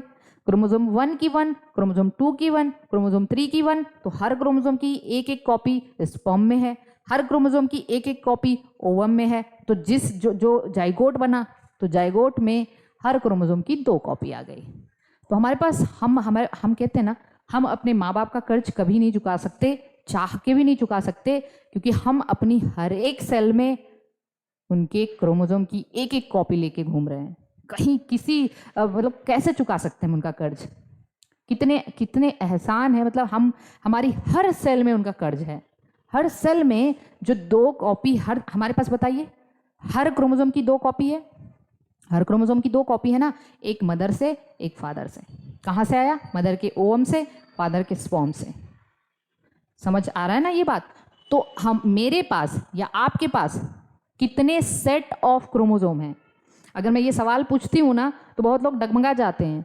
मैं पूछती हूँ कि बताइए 46 क्रोमोसोम है तो कितने सेट ऑफ क्रोमोसोम है? तो सब लोग कहते हैं 23 सेट ऑफ क्रोमोसोम है। एकदम रॉन्ग है, एकदम रॉन्ग है। 23 सेट ऑफ क्रोमोसोम नहीं है हमारे पास 2 सेट ऑफ क्रोमोसोम है। आप कहोगे कि 23 जोड़ा बन रहा है, नहीं, 23 जोड़ा बन रहा है, वो 23 सेट ऑफ क्रोमोसोम नहीं है, वो 2 सेट ऑफ क्रोमोसोम है। बात समझ में आ रही है? 2 सेट ऑफ क्रोमोसोम का मतलब एक सेट फादर से आया, एक सेट मदर से आया। फादर के एक सेट में, स्पर्म वाले सेट में 1 से लेके 23, मदर के एक सेट में 1 से लेके 23, तो 2 ही सेट ऑफ क्रोमोसोम है हमारे पास। आप समझ रहे हैं ना? हमारे पास केवल 2 सेट्स ऑफ क्रोमोसोम है। तो अब मेरे कहने का मतलब है कि कोई एक सेल डिवाइड करने जा रही है तो उसकी सेल में जो अब आप कहोगे कि मैम आप ये बता रहे हो कि ये क्रोमोसोम ऐसा है। हाँ बिल्कुल, अभी ये ऐसा है। एक ऐसी अवस्था आएगी कि आपको क्रोमोसोम ऐसा भी देखने को मिलेगा, ऐसा। तो दोनों में अंतर क्या है? और ये कैसे ऐसे हो गया? ये भी एक क्रोमोसोम है और ये भी एक क्रोमोसोम है। अद्भुत बात है ना ये? आप कहोगे कि कंफ्यूजन हो रहा है, समझिए मेरी बात को, ध्यान समझिए। ये भी एक क्रोमोसोम है और ये भी एक क्रोमोसोम है। अंतर क्या है उसको अभी समझते हैं, इसको अभी समझते हैं, ठीक है। अब देखिए, इतनी चीज तो सबको समझ में आ रही होगी, आई थिंक सो। मान लीजिए कोई एक सेल है, कोई भी XYZ किसी भी ऑर्गेनिज्म की एक सेल है और वो डिवाइड करने जा रही है, और डिवाइड करने के लिए इसके पास 2n बराबर 4 है। कितना है? 2n बराबर 4 है, ठीक है। 4 क्रोमोसोम, मतलब क्रोमोसोम 1 की 2 कॉपी, क्रोमोसोम 2 की 2 कॉपी है, तो इसका टोटल क्रोमोसोम कितना हो गया? 4 हो गया। जब भी सेल जीवन स्टेज में एंटर करती है ना, तो उसमें 2n बराबर 4 होता है। अब मेरी बात को ध्यान से समझिए। एक टर्मिनोलॉजी आपको यहाँ पे C आएगा, C वैल्यू। C वैल्यू का मतलब होता है अमाउंट ऑफ DNA। अब समझिएगा, अमाउंट ऑफ DNA से लिया जाता है। अभी मैं C वैल्यू को और भी एलैबोरेट करके पढ़ाऊंगी। अब एक बात बताओ, जो क्रोमोसोम मैंने यहाँ पे बनाया है एक, इसमें कितना DNA है? एक DNA है कि नहीं भाई? ये क्रोमोसोम बना किससे? DNA से। तो एक डबल स्ट्रैंड DNA है इसमें। आपको समझ में आ रहा है? देखिए, कंफ्यूज मत होइए प्लीज। थोड़ा सा ये क्या है ना, जेनेटिक्स हो गया, बायोटिक हो गया, सेल डिवीजन हो गया, इसका बेस नहीं क्लियर करोगे तो मज़ा नहीं आएगा पढ़ने में। और बेस क्लियर हो गया ना तो आपको लगेगा एक बहुत बड़ी उपलब्धि है ये, कितना अच्छा से समझ में आ रहा है, एकदम मज़ा आ रहा है पढ़ने में, समझ रहे हो। तो इस वजह से आप थोड़ा सा पेशेंस रखिए, और मैं समझा रही हूँ, सब कुछ समझाने की जिम्मेदारी मेरी है। यहाँ पे क्या हुआ है, यहाँ पे हमने कहा कि अगर ये एक क्रोमोजोम है तो क्रोमोजोम किससे बना है, हिस्टोन प्रोटीन और डीएनए से बना है। तो इस क्रोमोजोम के अंदर एक डीएनए है, मान के चलेंगे अभी हम, ठीक, एक डीएनए है। तो अगर जितना भी यहाँ पे क्रोमोजोम है उसको हम कह देते हैं 2n, नंबर ऑफ क्रोमोजोम को n से डिनोट करते हैं, तो ये 2n हो गया। और अमाउंट ऑफ डीएनए, कितना डीएनए का अमाउंट है उसको हम 2c से डिनोट कर देते हैं, किससे, 2c। तो 2n बराबर 2n और 2c, मतलब ये जो सेल यहाँ एंटर करेगी उसमें 2n और 2c प्रेजेंट है, 2n और 2c है, मतलब जो भी 2c कुछ भी हो, 2c कितना हो गया, डीएनए का अमाउंट, 4 डबल स्ट्रैंड डीएनए है, ठीक है। तो मैं मान लेती हूँ कि 2c यहाँ पे 4 है, 2c भी 4 है, कोई दिक्कत नहीं, 4 क्रोमोजोम है तो डीएनए भी 4 है, ठीक। क्रोमोजोम n कितना है, 2n 4 और 2c 4। जब G1 में ये एंटर किया और G1 के बाद ये सेल जब G1 कंप्लीट कर चुकी है ना, तो जब G1 कंप्लीट कर चुकी है तो अभी भी उसके पास क्या है, अभी भी वो 2n बराबर 4 ही है उसके अंदर और 2c बराबर 4 है उसके अंदर, कोई दिक्कत, यहाँ तक अभी कोई चेंज नहीं हुआ इस सेल में, इस सेल में अभी कोई चेंज नहीं हुआ, क्योंकि अभी इसने कुछ डिवीजन जो नहीं किया है, बस वहाँ पे कुछ सेल डुप्लीकेट कर, मतलब सेल ऑर्गेनल्स का डुप्लीकेशन हुआ है G1 फेज में। और उसके बाद हम कह सकते हैं कि इस फेज में यू कैन से कि और क्या हुआ है, कुछ प्रोटीन वगैरह बनी है और कुछ चेंज नहीं हुआ है। अब ये सेल किस में एंटर करेगी, एस फेज में। चलिए एस फेज में क्या होता है, एस फेज में क्या होता है, ध्यान से सुनिए। अभी तक ये सेल ऐसी है, देखिए ऐसी है, अरे मैं थोड़ा छोटा बना रही हूँ ना, ओके। अभी तक ये सेल ऐसी है और इस मतलब ये सॉरी क्रोमोजोम ऐसा है और क्रोमोजोम के अंदर ये एक डबल स्ट्रैंड डीएनए है ऐसे, ठीक, एक डबल स्ट्रैंड डीएनए है। सपोज करिए जैसे ये एस फेज में आएगा तो डीएनए का रेप्लिकेशन हो जाता है, एस फेज में डीएनए का क्या हो रहा है, रेप्लिकेशन। तो एक डबल स्ट्रैंड डीएनए से 2 डबल स्ट्रैंड डीएनए बन गया। डू यू अंडरस्टैंड, देखिए ध्यान से समझिए एकदम, प्लीज बी अटेंटिव, कॉन्सेप्ट नहीं क्लियर होगा ना तो मजा नहीं आएगा। जब इसके अंदर दो डबल स्ट्रैंड डीएनए हो गए, एक तो पहले से था, एक तो पहले से था, अरे और एक और हो गया, एक और हो गया, देखिए एक डबल स्ट्रैंड यहाँ, एक डबल स्ट्रैंड यहाँ डीएनए। अब बताइए, मेरी बात को ध्यान से सुनिएगा, मेरी बात को एकदम अच्छे से समझिए। 2 डबल स्ट्रैंड डीएनए हो गए। अब ये सेल क्या करती है ना, अच्छा ये कहाँ से जुड़ा है, ये जिस प्लेस से जुड़ा होता है उसको हम कहते हैं, अभी चलते हैं इसको आगे बताते हैं। जैसे ये डीएनए डबल हो जाता है, डीएनए डबल हो गया मतलब अब ये 4C हो गया कि नहीं, 4C हो गया कि नहीं, अमाउंट डीएनए का बढ़ गया, 4C हो गया, कंफ्यूजन नहीं हो रहा है ना। अब ये 4C हो गया। अब क्या होता है, जैसे ही ये डीएनए डबल हो जाता है वैसे ही ये बीच से ये क्रोमोसोम स्प्लिट कर जाता है। क्या कर जाता है, स्प्लिट कर जाता है। तो अभी तक तो ये ऐसा था, अभी ये ऐसे स्प्लिट हो गया कि भैया अब तुम अपना ले लो डीएनए, हमको अपना डीएनए दे दो, बात खत्म। होता है ना, जैसे कभी परिवार में बंटवारा हो गया या कुछ भी हुआ तो आधी आधी चीज़ें, प्रॉपर्टी आधी आधी दे दी जाती हैं। वैसे ही क्या किया, डीएनए 2 हो गया तो इसने कहा कि ऐसा है, एक ही, मान लीजिए एक ही घर है उसमें 2 पार्टीशन कर दिया जाता है, तो वही सेम चीज़ है कि एक ही घर में 2 पार्टीशन हो गया, तो 2 पार्टीशन हो गया तो एक डीएनए यहाँ इसमें आ गया, ठीक, और एक डीएनए इसमें आ गया। Am I clear with this. अब मैं आपको एक बात बता दूं, ये जहां से ये दोनों हिस्सा जुड़ा हुआ है इसको कहते हैं सेंट्रोमियर। क्या नाम देते हैं, सेंट्रोमियर। अब देखिए सेंट्रोमियर एक ही है, ठीक है, सेंट्रोमियर एक है, उससे ये दोनों हिस्सा जुड़ा हुआ है और अभी भी ये एक ही क्रोमोजोम है, ये भी एक ही क्रोमोजोम था। रीजन इज दिस कि जब तक सेंट्रोमियर एक रहेगा क्रोमोजोम हम एक ही कंसीडर करेंगे, क्रोमोजोम हम एक ही कंसीडर करेंगे, बात समझ रहे हैं। तो सेंट्रोमियर अभी यहाँ पे एक ही है तो हम कहेंगे कि ये क्रोमोजोम एक है, कोई टेंशन की बात नहीं। लेकिन हुआ क्या, यहाँ पे हुआ क्या, यहाँ पे अब ये हो गया कि यहाँ पे एक क्रोमोजोम है, यहाँ पे क्रोमोजोम एक है, लेकिन यहाँ पे डीएनए का अमाउंट डबल हो गया। तो हम कहेंगे आफ्टर एस फेज क्रोमोजोम तो 2n ही है, लेकिन ये डीएनए का अमाउंट 4C हो गया। कितना हो गया? 4C। 2C से 4C हो गया। मतलब हम कह सकते हैं कि अगर ये 4 क्रोमोसोम था तो क्रोमोसोम अभी भी 4 है, लेकिन डीएनए का अमाउंट कितना हो गया? 8 हो गया। समझ में आ रहा है? समझ में आ रहा है यहाँ तक? अब मैं आपको एक बात बता दूं, देखिए, चलिए अब एक चीज़ मैं और बता दूंगी, उसके बाद सब कुछ क्लियर हो जाएगा। ये था ये वाला स्टेज, ठीक है, और ये दोनों में अंतर क्या है? तो मैं आपको बता दूं कि ये भी एक क्रोमोसोम है और ये भी एक क्रोमोसोम है। ओके, अंतर क्या है इसमें? अंतर ये है कि ये देखिए, अगर मैं इसी का हाफ कर दूं तो इसको एक वाला जो ये एक निकलेगा, इसको हम एक क्रोमैटिड कहते हैं। क्या कहते हैं? क्रोमैटिड। क्रोमैटिड। तो ये जो क्रोमोसोम है, ये जो क्रोमोसोम है, इसमें एक क्रोमैटिड है। कितना? क्रोमैटिड। और ये जो क्रोमोसोम है, इसमें 2 क्रोमैटिड्स हैं। कितने क्रोमैटिड्स हैं? 2। तो क्रोमोसोम एक ही है, लेकिन यहाँ पे एक क्रोमैटिड, टिड, ड ड ड, ठीक, टिड है ये तो, और ये भी क्रोमोसोम एक है, लेकिन ये 2 क्रोमैटिड है। तो हम कहते हैं कि क्रोमैटिड क्या है? किसी भी क्रोमोसोम या क्रोमैटिन का लॉन्गिट्यूडनल हाफ जो होता है वो क्रोमैटिड कहलाता है। क्या कहलाता है? क्रोमैटिड। अब अंतर क्या है? जो क्रोमोसोम G1 फेज में है वो एक क्रोमैटिड वाला है, जो S फेज के बाद बनेगा वो 2 क्रोमैटिड वाला हो जाएगा। दोनों में अंतर बस इतना है, क्रोमैटिड के नंबर और डीएनए का नंबर चेंज हो रहा है, क्रोमोसोम का नंबर चेंज नहीं हो रहा है। Am I clear with this? तो अब चलिए, मैंने क्या करा कि मैंने ये आपको बता दिया कि मान लीजिए ये एक सेल साइकिल है, ये G1 है, ठीक, ये S है, ये G2 है और ये M है। G1 में जो क्रोमोसोम है हम कहेंगे ये 2N और 2C है।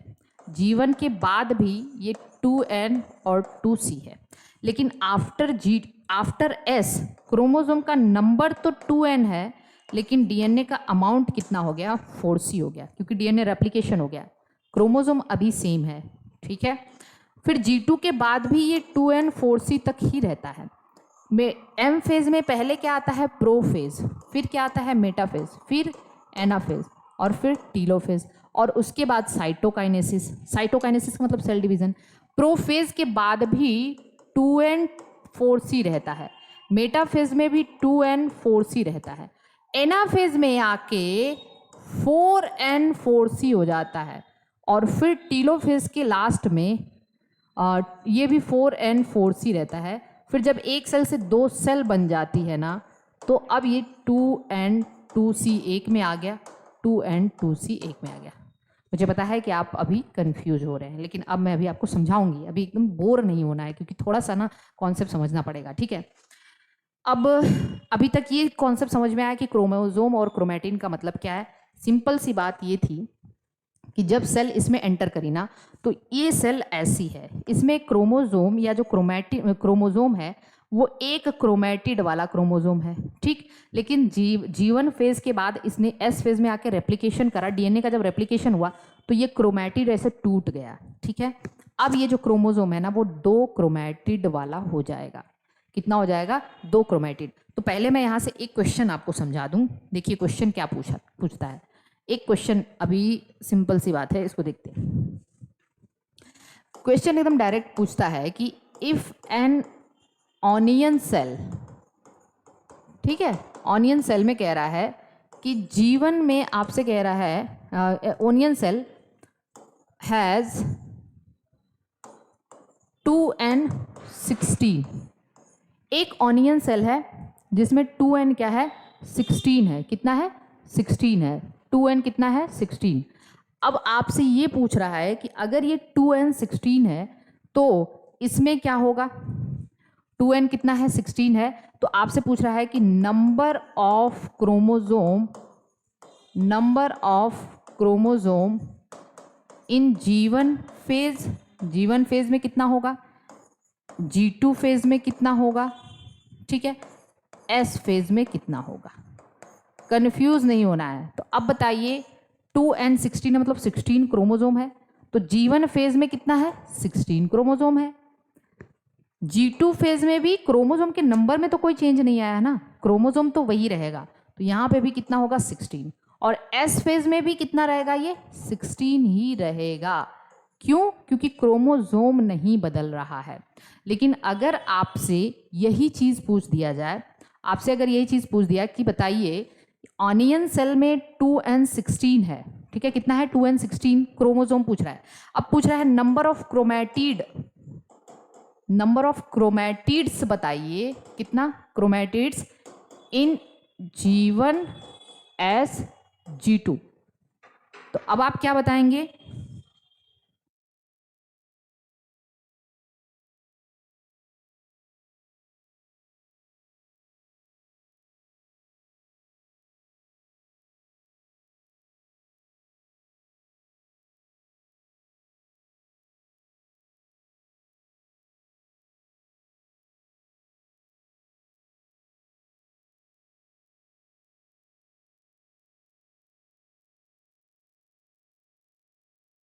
अब क्या पूछ रहा है, एक मिनट देखिए यहाँ पे, अगर आपको नंबर ऑफ क्रोमैटिड्स पूछ दिया इन G1 S और G2, तो अब आप कहोगे कि G1 में क्रोमैटिड कितना है 16 है, लेकिन S में क्रोमैटिड 32 हो गया और G2 में भी क्रोमैटिड 32 होगा। कैसे? क्योंकि G1 में सेल में कंडीशन ऐसी थी, ऐसी क्रोमोसोम थी, ठीक है, और S में ऐसा हो गया और G2 में भी ऐसा ही रहता है। तो देखिए ये भी एक ही क्रोमोसोम है, ये भी एक ही क्रोमोसोम है, ठीक है, लेकिन हुआ क्या, यहाँ पे एक क्रोमैटिड है, यहाँ पे एक क्रोमैटिड वाला क्रोमोसोम है और ये 2 क्रोमैटिड वाला क्रोमोसोम है। कितना है ये? 2 क्रोमैटिड वाला क्रोमोसोम है। तो G1 S और G2 में क्रोमोसोम के नंबर में चेंज नहीं हो, क्योंकि सेंट्रोमियर एक ही है, सेंट्रोमियर एक ही है, तो क्रोमोसोम के नंबर में चेंज नहीं आएगा, लेकिन क्रोमैटिड का नंबर डबल हो जाता है एस फेज में। एकदम अच्छे से समझिएगा इन सब बातों को, ठीक। और अगर आपसे ये 2C 4C वाला वैल्यू पूछ दिया तो G1 में 2C ही है, S में 4C हो जा रहा है, G2 में भी क्या हो जा रहा है 4C हो जा रहा है, ठीक है। यहाँ तक समझिएगा मेरी बात को, प्लीज़ एकदम अच्छे से समझिए। तो ये क्रोमैटिन, क्रोमोसोम और क्रोमैटिड का कॉन्सेप्ट है। क्रोमैटिन, क्रोमोसोम और क्रोमैटिड, ये 3 चीज़ अच्छे से आपको समझ में आना चाहिए। अभी सब देखिए स्टार्टिंग है, हो सकता है कि स्टार्टिंग में आपको अच्छे से समझ में ना आ रहा हो, लेकिन अभी जब हम इसको फ्लो में आगे चलेंगे ना, तो जो भी कन्फ्यूजन रहेगा वो दूर हो जाएगा। एक बार एकदम सिंपल से देखिए क्या नहीं समझ में आ रहा है आपको, क्या नहीं समझ में आ रहा है। यहाँ पे आप इसको समझ भी सकते हैं कि हमने क्या बताया कि जब सेल डिवीजन के लिए जाती है ना, एंटर करती है, तो एक क्रोमैटिड वाला क्रोमोसोम होता है और एस फेज में आने के बाद 2 क्रोमैटिड हो जाता है, लेकिन क्रोमोसोम वहाँ भी एक है, यहाँ भी एक है, क्योंकि सेंट्रोमियर एक है। सेंट्रोमियर मतलब जहाँ से वो जुड़ा हुआ है, ये वाला पोर्शन। जब तक सेंट्रोमियर क्या होगा, डबल नहीं होगा, तब तक क्रोमोसोम डबल नहीं होगा, ठीक है। ये कब तक चलता रहता है, एक बार देखते हैं कब तक चलता रहता है ये। अब यहाँ से ध्यान से देखिएगा प्लीज, कैसे चलता रहता है। जीवन में ऐसा ही क्रोमोसोम होता है, ठीक, एस में ऐसा क्रोमोसोम हो जाता है, ठीक, G2 में भी ऐसा ही रहता है, प्लीज एकदम ध्यान से। फिर प्रोफेज में ऐसा ही रहता है, मेटाफेज में ऐसा ही रहता है, एनाफेज बहुत इंपॉर्टेंट है। एनाफेज में आपको क्या पता है, देखिए मेटाफेज में एक्चुअली क्या होता है, क्रोमोसोम ऐसे इक्वेटर पे आ जाते हैं। जब ये क्रोमोसोम ऐसे इक्वेटर पे आ जाते हैं तो होता क्या है, यहाँ से ऐसे स्पिंडल फाइबर इससे बाइंड करता है और स्पिंडल फाइबर इसको ऐसे खींचता रहता है अपोजिट पोल पे, तो यहाँ पे सेंट्रोमियर ब्रेक कर जाते हैं। जब सेंट्रोमियर ब्रेक कर जाते हैं ना, तो आधा इधर आ जाता है, ऐसे मान लीजिए मैं बस एक लेके चलूं और आधा इधर आ गया। अब देखिए सेंट्रोमियर 2 हो गया, बात समझ रहे हो। एनाफेज में ये मेटाफेज में होता है और ये एनाफेज में होता है। एनाफेज में सेंट्रोमियर डबल हो जाता है। जब सेंट्रोमियर डबल हो जाता है तो हम कहते हैं कि अब क्रोमोसोम 2 हो गया। क्या हो गया, क्रोमोसोम 2 हो चुका है। तो क्रोमोसोम 2 हो गया तो हम कहेंगे यहाँ पे एनाफेज में कंडीशन आपकी ऐसी और ऐसी हो जाती है। एक ही क्रोमोसोम अब 2 क्रोमोसोम में टूट जाता है, तो हम कहते हैं कि अगर, बात को समझिएगा, आपसे एग्जामिनर ने पूछ दिया कि किसी एक डिप्लॉइड सेल में, सुनिए, किसी एक डिप्लॉइड सेल में 2n10 है, तो बताइए number of chromosome in anaphase number of chromosomes in anaphase कितना होगा, तो आप कहोगे एनाफेज में 20 हो जाएगा, क्योंकि सेंट्रोमियर की स्प्लिटिंग हो जाती है एनाफेज में। Am I clear with this? Okay, चलिए एनाफेज के बाद क्या आता है, टीलोफेज। टीलोफेज में भी यही कंडीशन रहती है। टीलोफेज के बाद साइटोकाइनेसिस आता है। साइटोकाइनेसिस में एक सेल ऐसे, एक सेल ऐसे, तो एक सेल में ये आ जाता है, एक सेल में, तो यहाँ पे 2n ऐसे आ जाता है। ठीक है, अभी चलिए देखिए, अब मैं जो बताने की कोशिश कर रही हूँ उससे समझिए। ओके, देखिए ये एक क्रोमोजोम है। क्या है भाई, ये क्रोमोजोम है ना, ये एक क्रोमोजोम है, कोई दिक्कत नहीं। तो मैं यहाँ पे नंबर लिखूंगी क्रोमोजोम का, प्लीज बी अटेंटिव। यहां मैं लिख दे रही हूं क्रोमोजोम, और यहां मैं लिख दे रही हूं क्रोमैटिड। क्या लिख दे रही हूं, क्रोमैटिड। बताइए यहाँ पे कितना क्रोमोजोम है, एक, यहाँ पे एक, यहाँ पे एक, क्योंकि सब में अभी सेंट्रोमियर, यहाँ पे एक, यहाँ पे एक, यहाँ पे दो, यहाँ पे दो, यहाँ पे दो। ओके, अच्छा यहाँ पे क्रोमैटिड कितना है, एक, दो क्रोमैटिड हो गया इसमें, देखिए एक ये, दो दो दो दो, और यहाँ पे भी दो ही क्रोमैटिड है। देखिए अब आप कहोगे कि क्या क्या है, ये समझ ही नहीं आ रहा है, पता नहीं क्या पढ़ा रही हो। देखिए समझिए मेरी बात को, एनाफेज में जो दो क्रोमोसोम है ना, वो एक्चुअली में क्रोमैटिड ही है, बस वो सेंट्रोमियर के साथ आ गया ना, इसलिए उसको हम क्रोमोसोम नाम दे देते हैं। तो हम कह सकते हैं कि chromatid plus centromere is equal to anaphasic chromosome. Anaphasic chromosome थोड़ा सा अलग है सबसे। वो जो क्रोमैटिड है ना एक, अगर वो सेंट्रोमियर के साथ आ जाए तो इसको हम एनाफेजिक क्रोमोसोम कहते हैं। तो एनाफेजिक क्रोमोसोम जितना होगा उतना ही क्रोमैटिड भी होगा। क्रोमोसोम अगर यहाँ दो है तो क्रोमैटिड भी दो ही है। यहाँ क्रोमोसोम मेटाफेज में क्रोमोसोम एक है लेकिन क्रोमैटिड दो है, लेकिन एनाफेज में यही क्रोमोसोम दो क्रोमोसोम में टूट जाता है और क्रोमैटिड भी दो ही है। क्लियर है ना, यहाँ तक कोई दिक्कत तो नहीं होनी चाहिए। ठीक है, आगे देखेंगे हम, डाउट में आपसे पूछेंगे, डाउट अगर आपको होगा तो मैं फिर से समझा दूंगी इसको।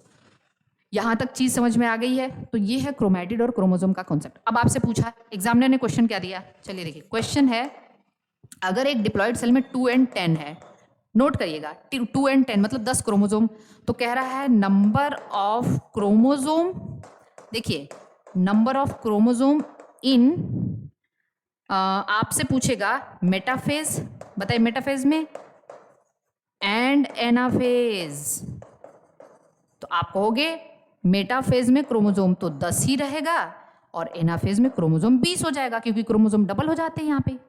लेकिन अगर आपसे पूछा कि 2n10 है, 2n10 है, तो मेटाफेज में कितना बच गया, हाँ, तो आपसे पूछा 2n10 है तो मेटाफेज में नंबर ऑफ क्रोमैटिड बताओ। तो भाई मेटाफेज में ये वाला है ना, ये वाला है, तो क्रोमैटिड कितना हो जाएगा, 20 हो जाएगा। एक क्रोमोसोम में दो क्रोमैटिड है मेटाफेज में, तो 2n10 है तो 20 हो जाएगा। तो आप कहोगे कि क्रोमैटिड इन मेटाफेज, इसी सवाल को आप देखो, क्रोमैटिड इन मेटाफेज 20 है, और क्रोमैटिड इन एनाफेज बताओ, क्रोमैटिड इन एनाफेज ये भी 20 ही है, क्योंकि एनाफेज में क्रोमोसोम भी 20 है और क्रोमैटिड भी 20 है। ठीक है, इतनी बात सबको समझ में आ रही है, फिर आगे भी देखेंगे समझेंगे, मैं इतना लोड नहीं देना चाहती हूँ आपके ऊपर। ठीक, अब आगे चलते हैं, थोड़ा सा कॉन्सेप्ट बनाइए प्लीज, मेहनत तो करनी पड़ेगी, मैं बार बार कह रही हूँ। तो देखिए, हाँ अब समझते हैं इसको। देखिए एक्चुअली में, अब मेरी बात को फिर से ध्यान से सुनिएगा। एक्चुअली में ये जो पूरा सेल साइकिल होती है ना, एक बार देखिए प्लीज, बहुत सारा ये सब मुझे डायग्राम बार बार बनाना पड़ेगा। ये G1 है, ये S है, ये G2 है, और ये प्रोफेज, मेटाफेज, एनाफेज, टीलोफेज और साइटोकाइनेसिस है। ओके, अब मैं फिर से कंफ्यूज करने वाली हूँ आप लोगों को, बस आपको ध्यान से समझना होगा। ठीक, अब समझिए, देखिए ये जो सेल है ना, बार बार जिसको मैं क्रोमोसोम कह रही हूँ, वो क्रोमोसोम नहीं है, वो क्रोमैटिन है, मतलब लेस कंडेंस वाला स्ट्रक्चर है।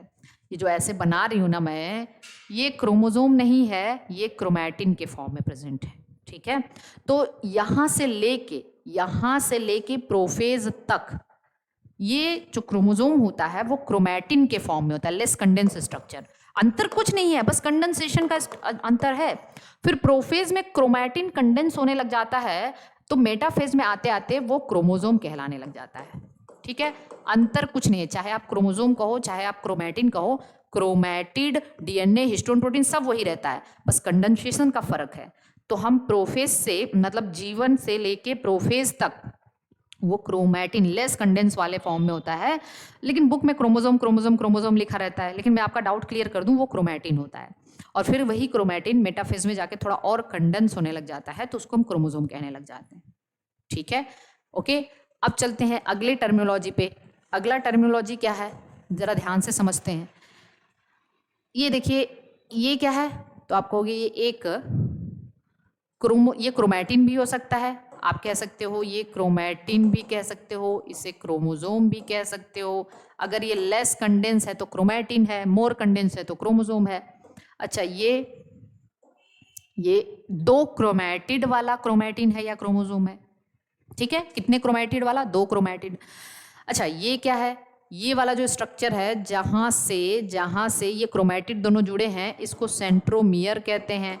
क्या कहते हैं? सेंट्रोमियर, या प्राइमरी कॉन्स्ट्रिक्शन कहते हैं। इसी को हम कहते हैं प्राइमरी कॉन्स्ट्रिक्शन। अब अगले लेक्चर में सब लिखवाएंगे, अभी बस समझा रहे हैं आपको। ठीक है, और एक क्रोमोसोम में सेंट्रोमियर के दोनों तरफ एक डिस्क शेप स्ट्रक्चर होता है। कैसा? डिस्क शेप स्ट्रक्चर, जिसको काइनेटोकोर कहते हैं। काइनेटोकोर कहते हैं, और काइनेटोकोर से स्पिंडल फाइबर अटैच होता है ड्यूरिंग सेल डिवीजन। तो बताओ, काइनेटोकोर ऐसी जगह है क्या? Kinetochore provides site for attachment of spindle fibre.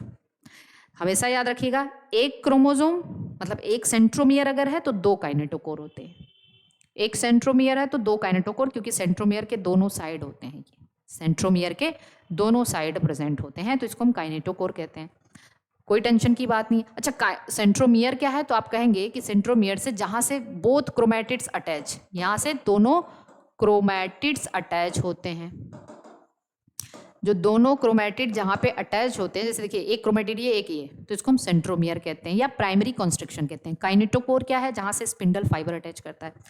अगली टर्मिनोलॉजी, ये क्रोमोसोम है, इसके एंड को हम टीलोमेयर कहते हैं। जो क्रोमोसोम का एंड होता है इसको हम टीलोमेयर कहते हैं।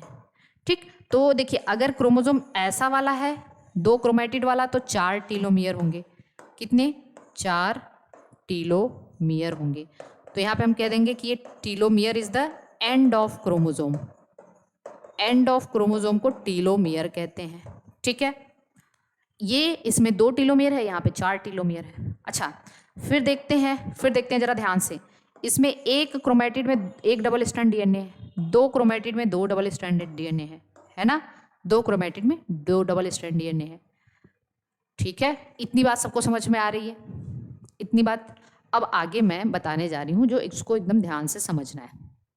एक चार्ट बनाऊंगी, उसके बाद सब सम अप करूंगी। एक चार्ट बनाते हैं। देखिए, सेल साइकिल, इसमें 2 स्टेज है, आई, ओके, और एम फेज। आई फेज और एम फेज। आई फेज में 3 स्टेजेस हैं। क्या क्या? G1, S, G2।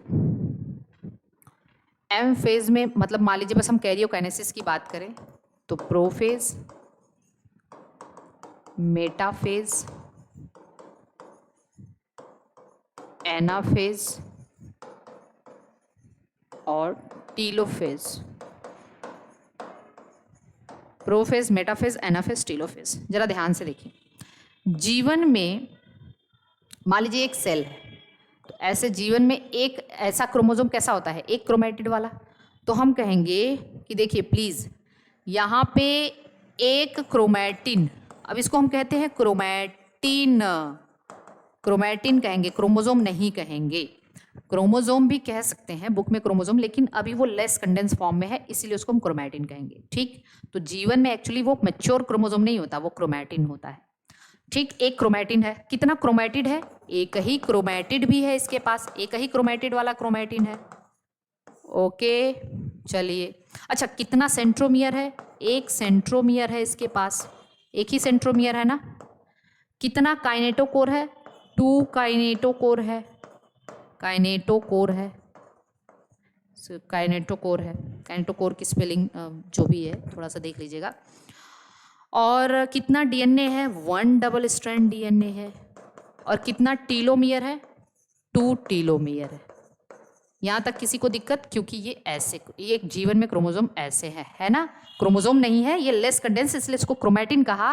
और क्रोमैटिन कहा तो एक क्रोमैटिन है और क्रोमैटिड भी एक ही है, और सेंट्रोमियर भी एक ही है, लेकिन काइनेटोकोर 2 है। ठीक, और डबल स्ट्रैंड 2 है, टीलोमियर 2 है। Am I clear with this? चलिए नेक्स्ट नेक्स्ट नेक्स्ट नेक्स्ट। अब आ जाते हैं हम G2 S में। एस में ये ऐसा हो गया, मैं वाइट से ही बना दे रही हूँ। एस में ऐसा हो गया भैया, हो गया ना? ओके, हो गया ना? अच्छा, अब इसको क्या कहेंगे हम?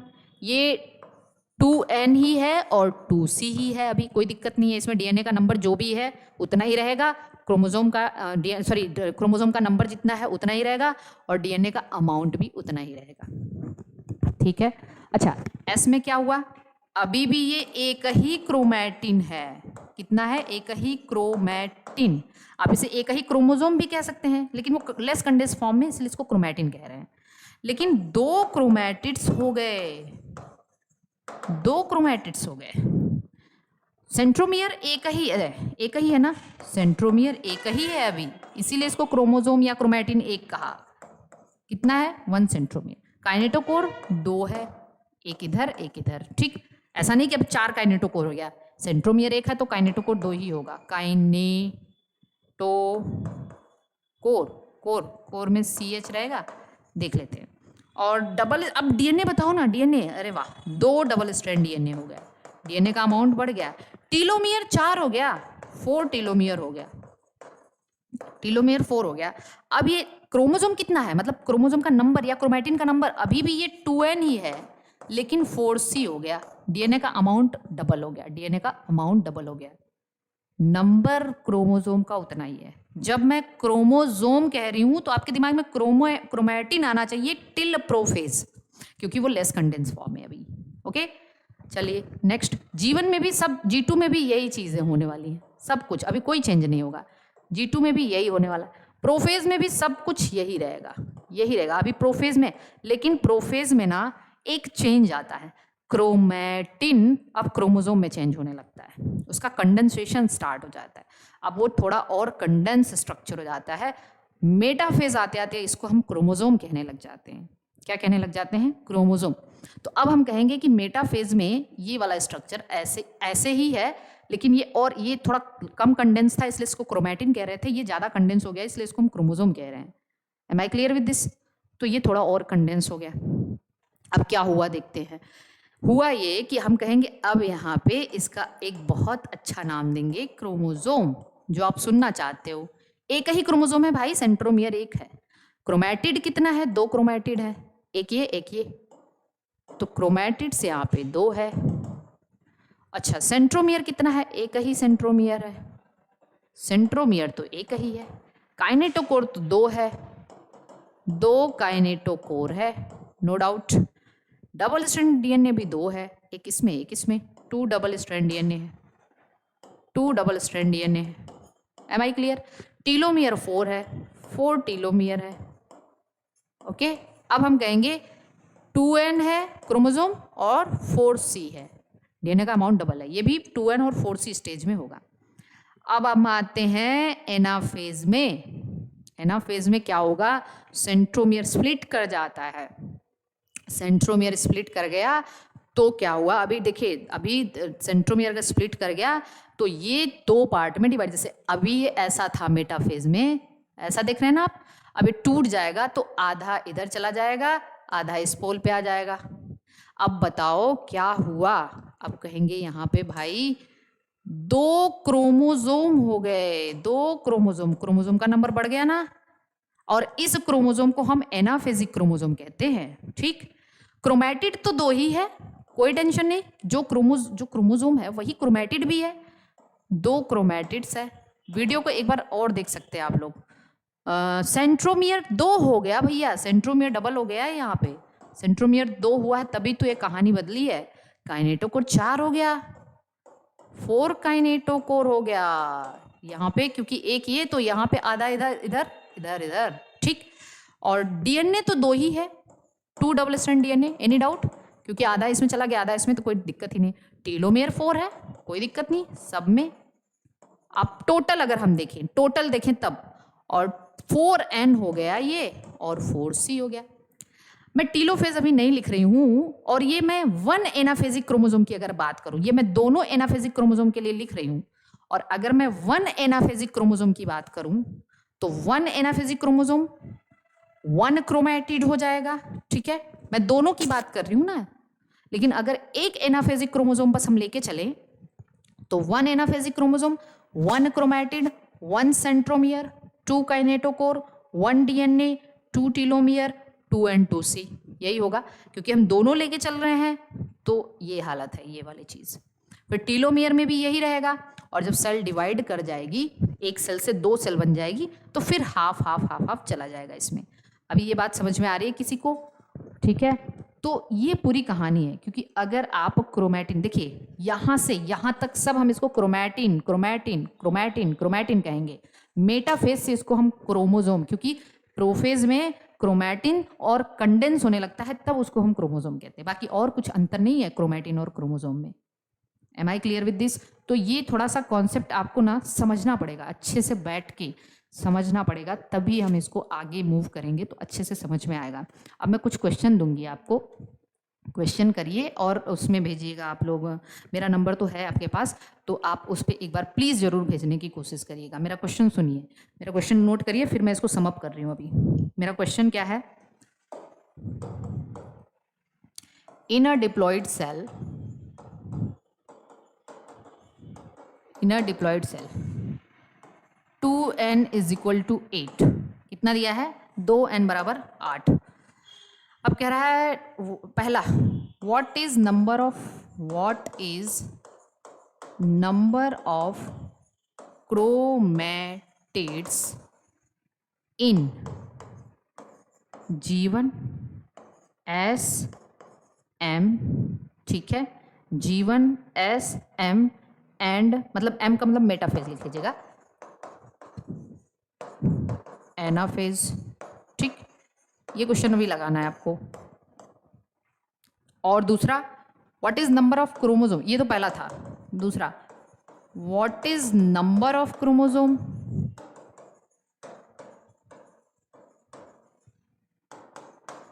इन G1S मेटाफेज एंड एनाफेज। ठीक है, ये क्वेश्चन नंबर 2 लिखिए, क्वेश्चन नंबर 2 लिखिए। क्वेश्चन नंबर 2 ये है, in a diploid cell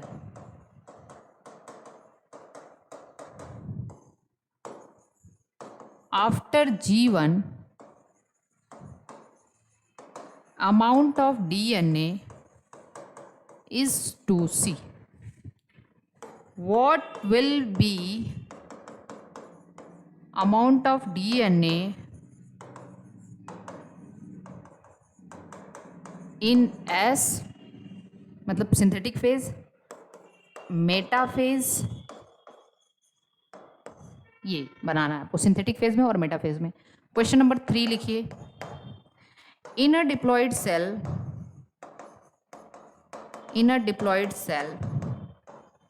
2 and 10,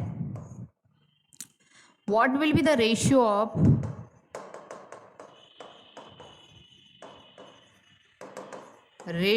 of chromosome, chromatids, centromere, या सेंट्रोमियर छोड़ देते हैं, काइनेटोकोर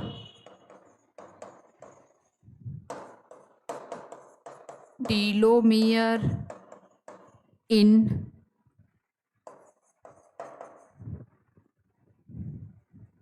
मेटाफेज, इन मेटाफेज।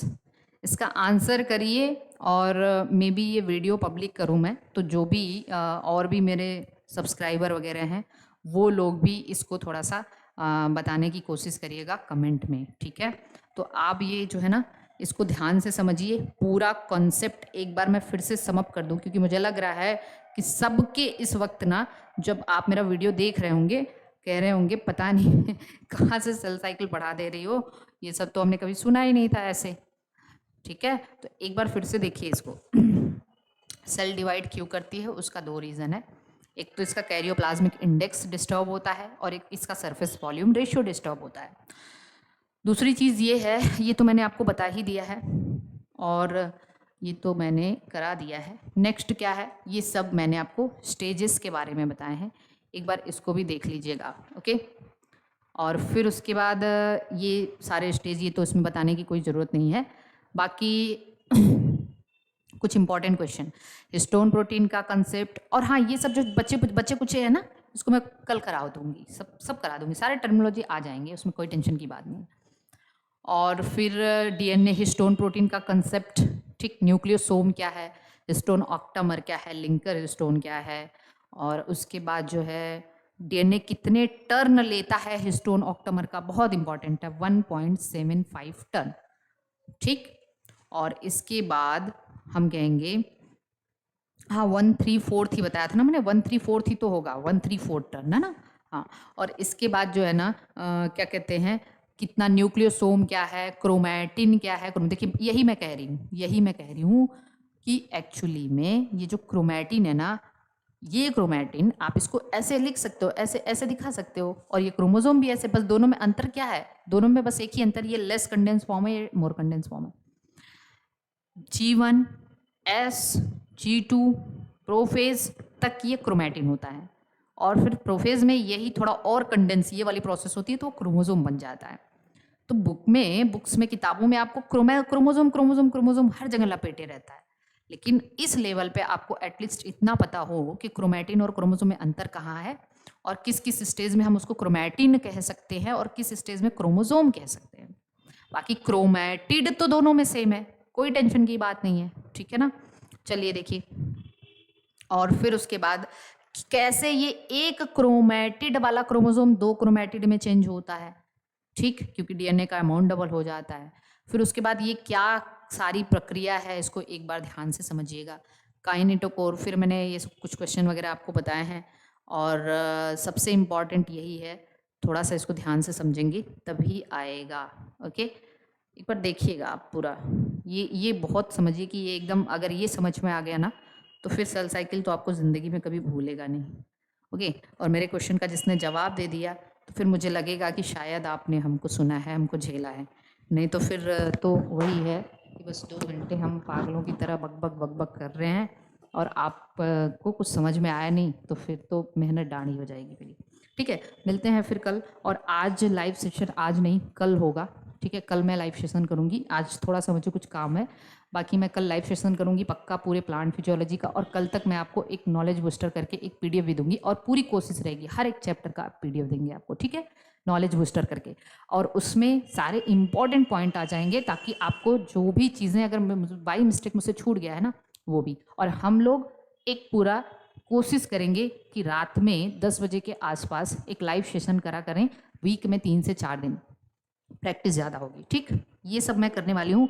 बाकी मेरी तरफ से पूरे जो हाँ, हम अपनी पूरी टीम जो भी हमारा सपोर्ट टीम वगैरह उसकी तरफ से रियली सॉरी, क्योंकि आप लोग अगर ये समस्याएं फेस करते हो ना तो मैं बहुत डल हो जाती हूँ, क्योंकि मैं जिस जोश जुनून से पढ़ाना चाहती हूँ, जो भी मैंने सोचा हुआ है ना, तो वहाँ पे थोड़ी सी भी बाधा अगर इस तरीके की आती है ना तो बहुत, तो मुझे गुस्सा भी आता है, और मैंने उनको डांट भी दिया है, सुबह सुबह डांटा है, जब जैसे मैंने आपका मैसेज देखा ना मैंने सुबह सुबह बोला यार कुछ तो करो, ठीक है, कुछ तो करो, मतलब करो कुछ भी हो, ये इश्यूज बहुत जल्दी सॉल्व होने वाला है, ठीक है। तो देखते हैं, अभी फिर से मैं बात करती हूँ क्या हुआ है कैसे है, फिर या तो मैं फिर ही कुछ मैं ही करवाती हूँ, ओके, बाकी इन सब चीज़ों के लिए आप लोग थोड़ा-सा अब मैं कह सकती हूँ कि पेशेंस ही रख सकते हैं, बाकी और क्या कर सकते हैं, देखते हैं क्या सॉल्यूशन निकलता है। ओके, चलिए ठीक है, ओके।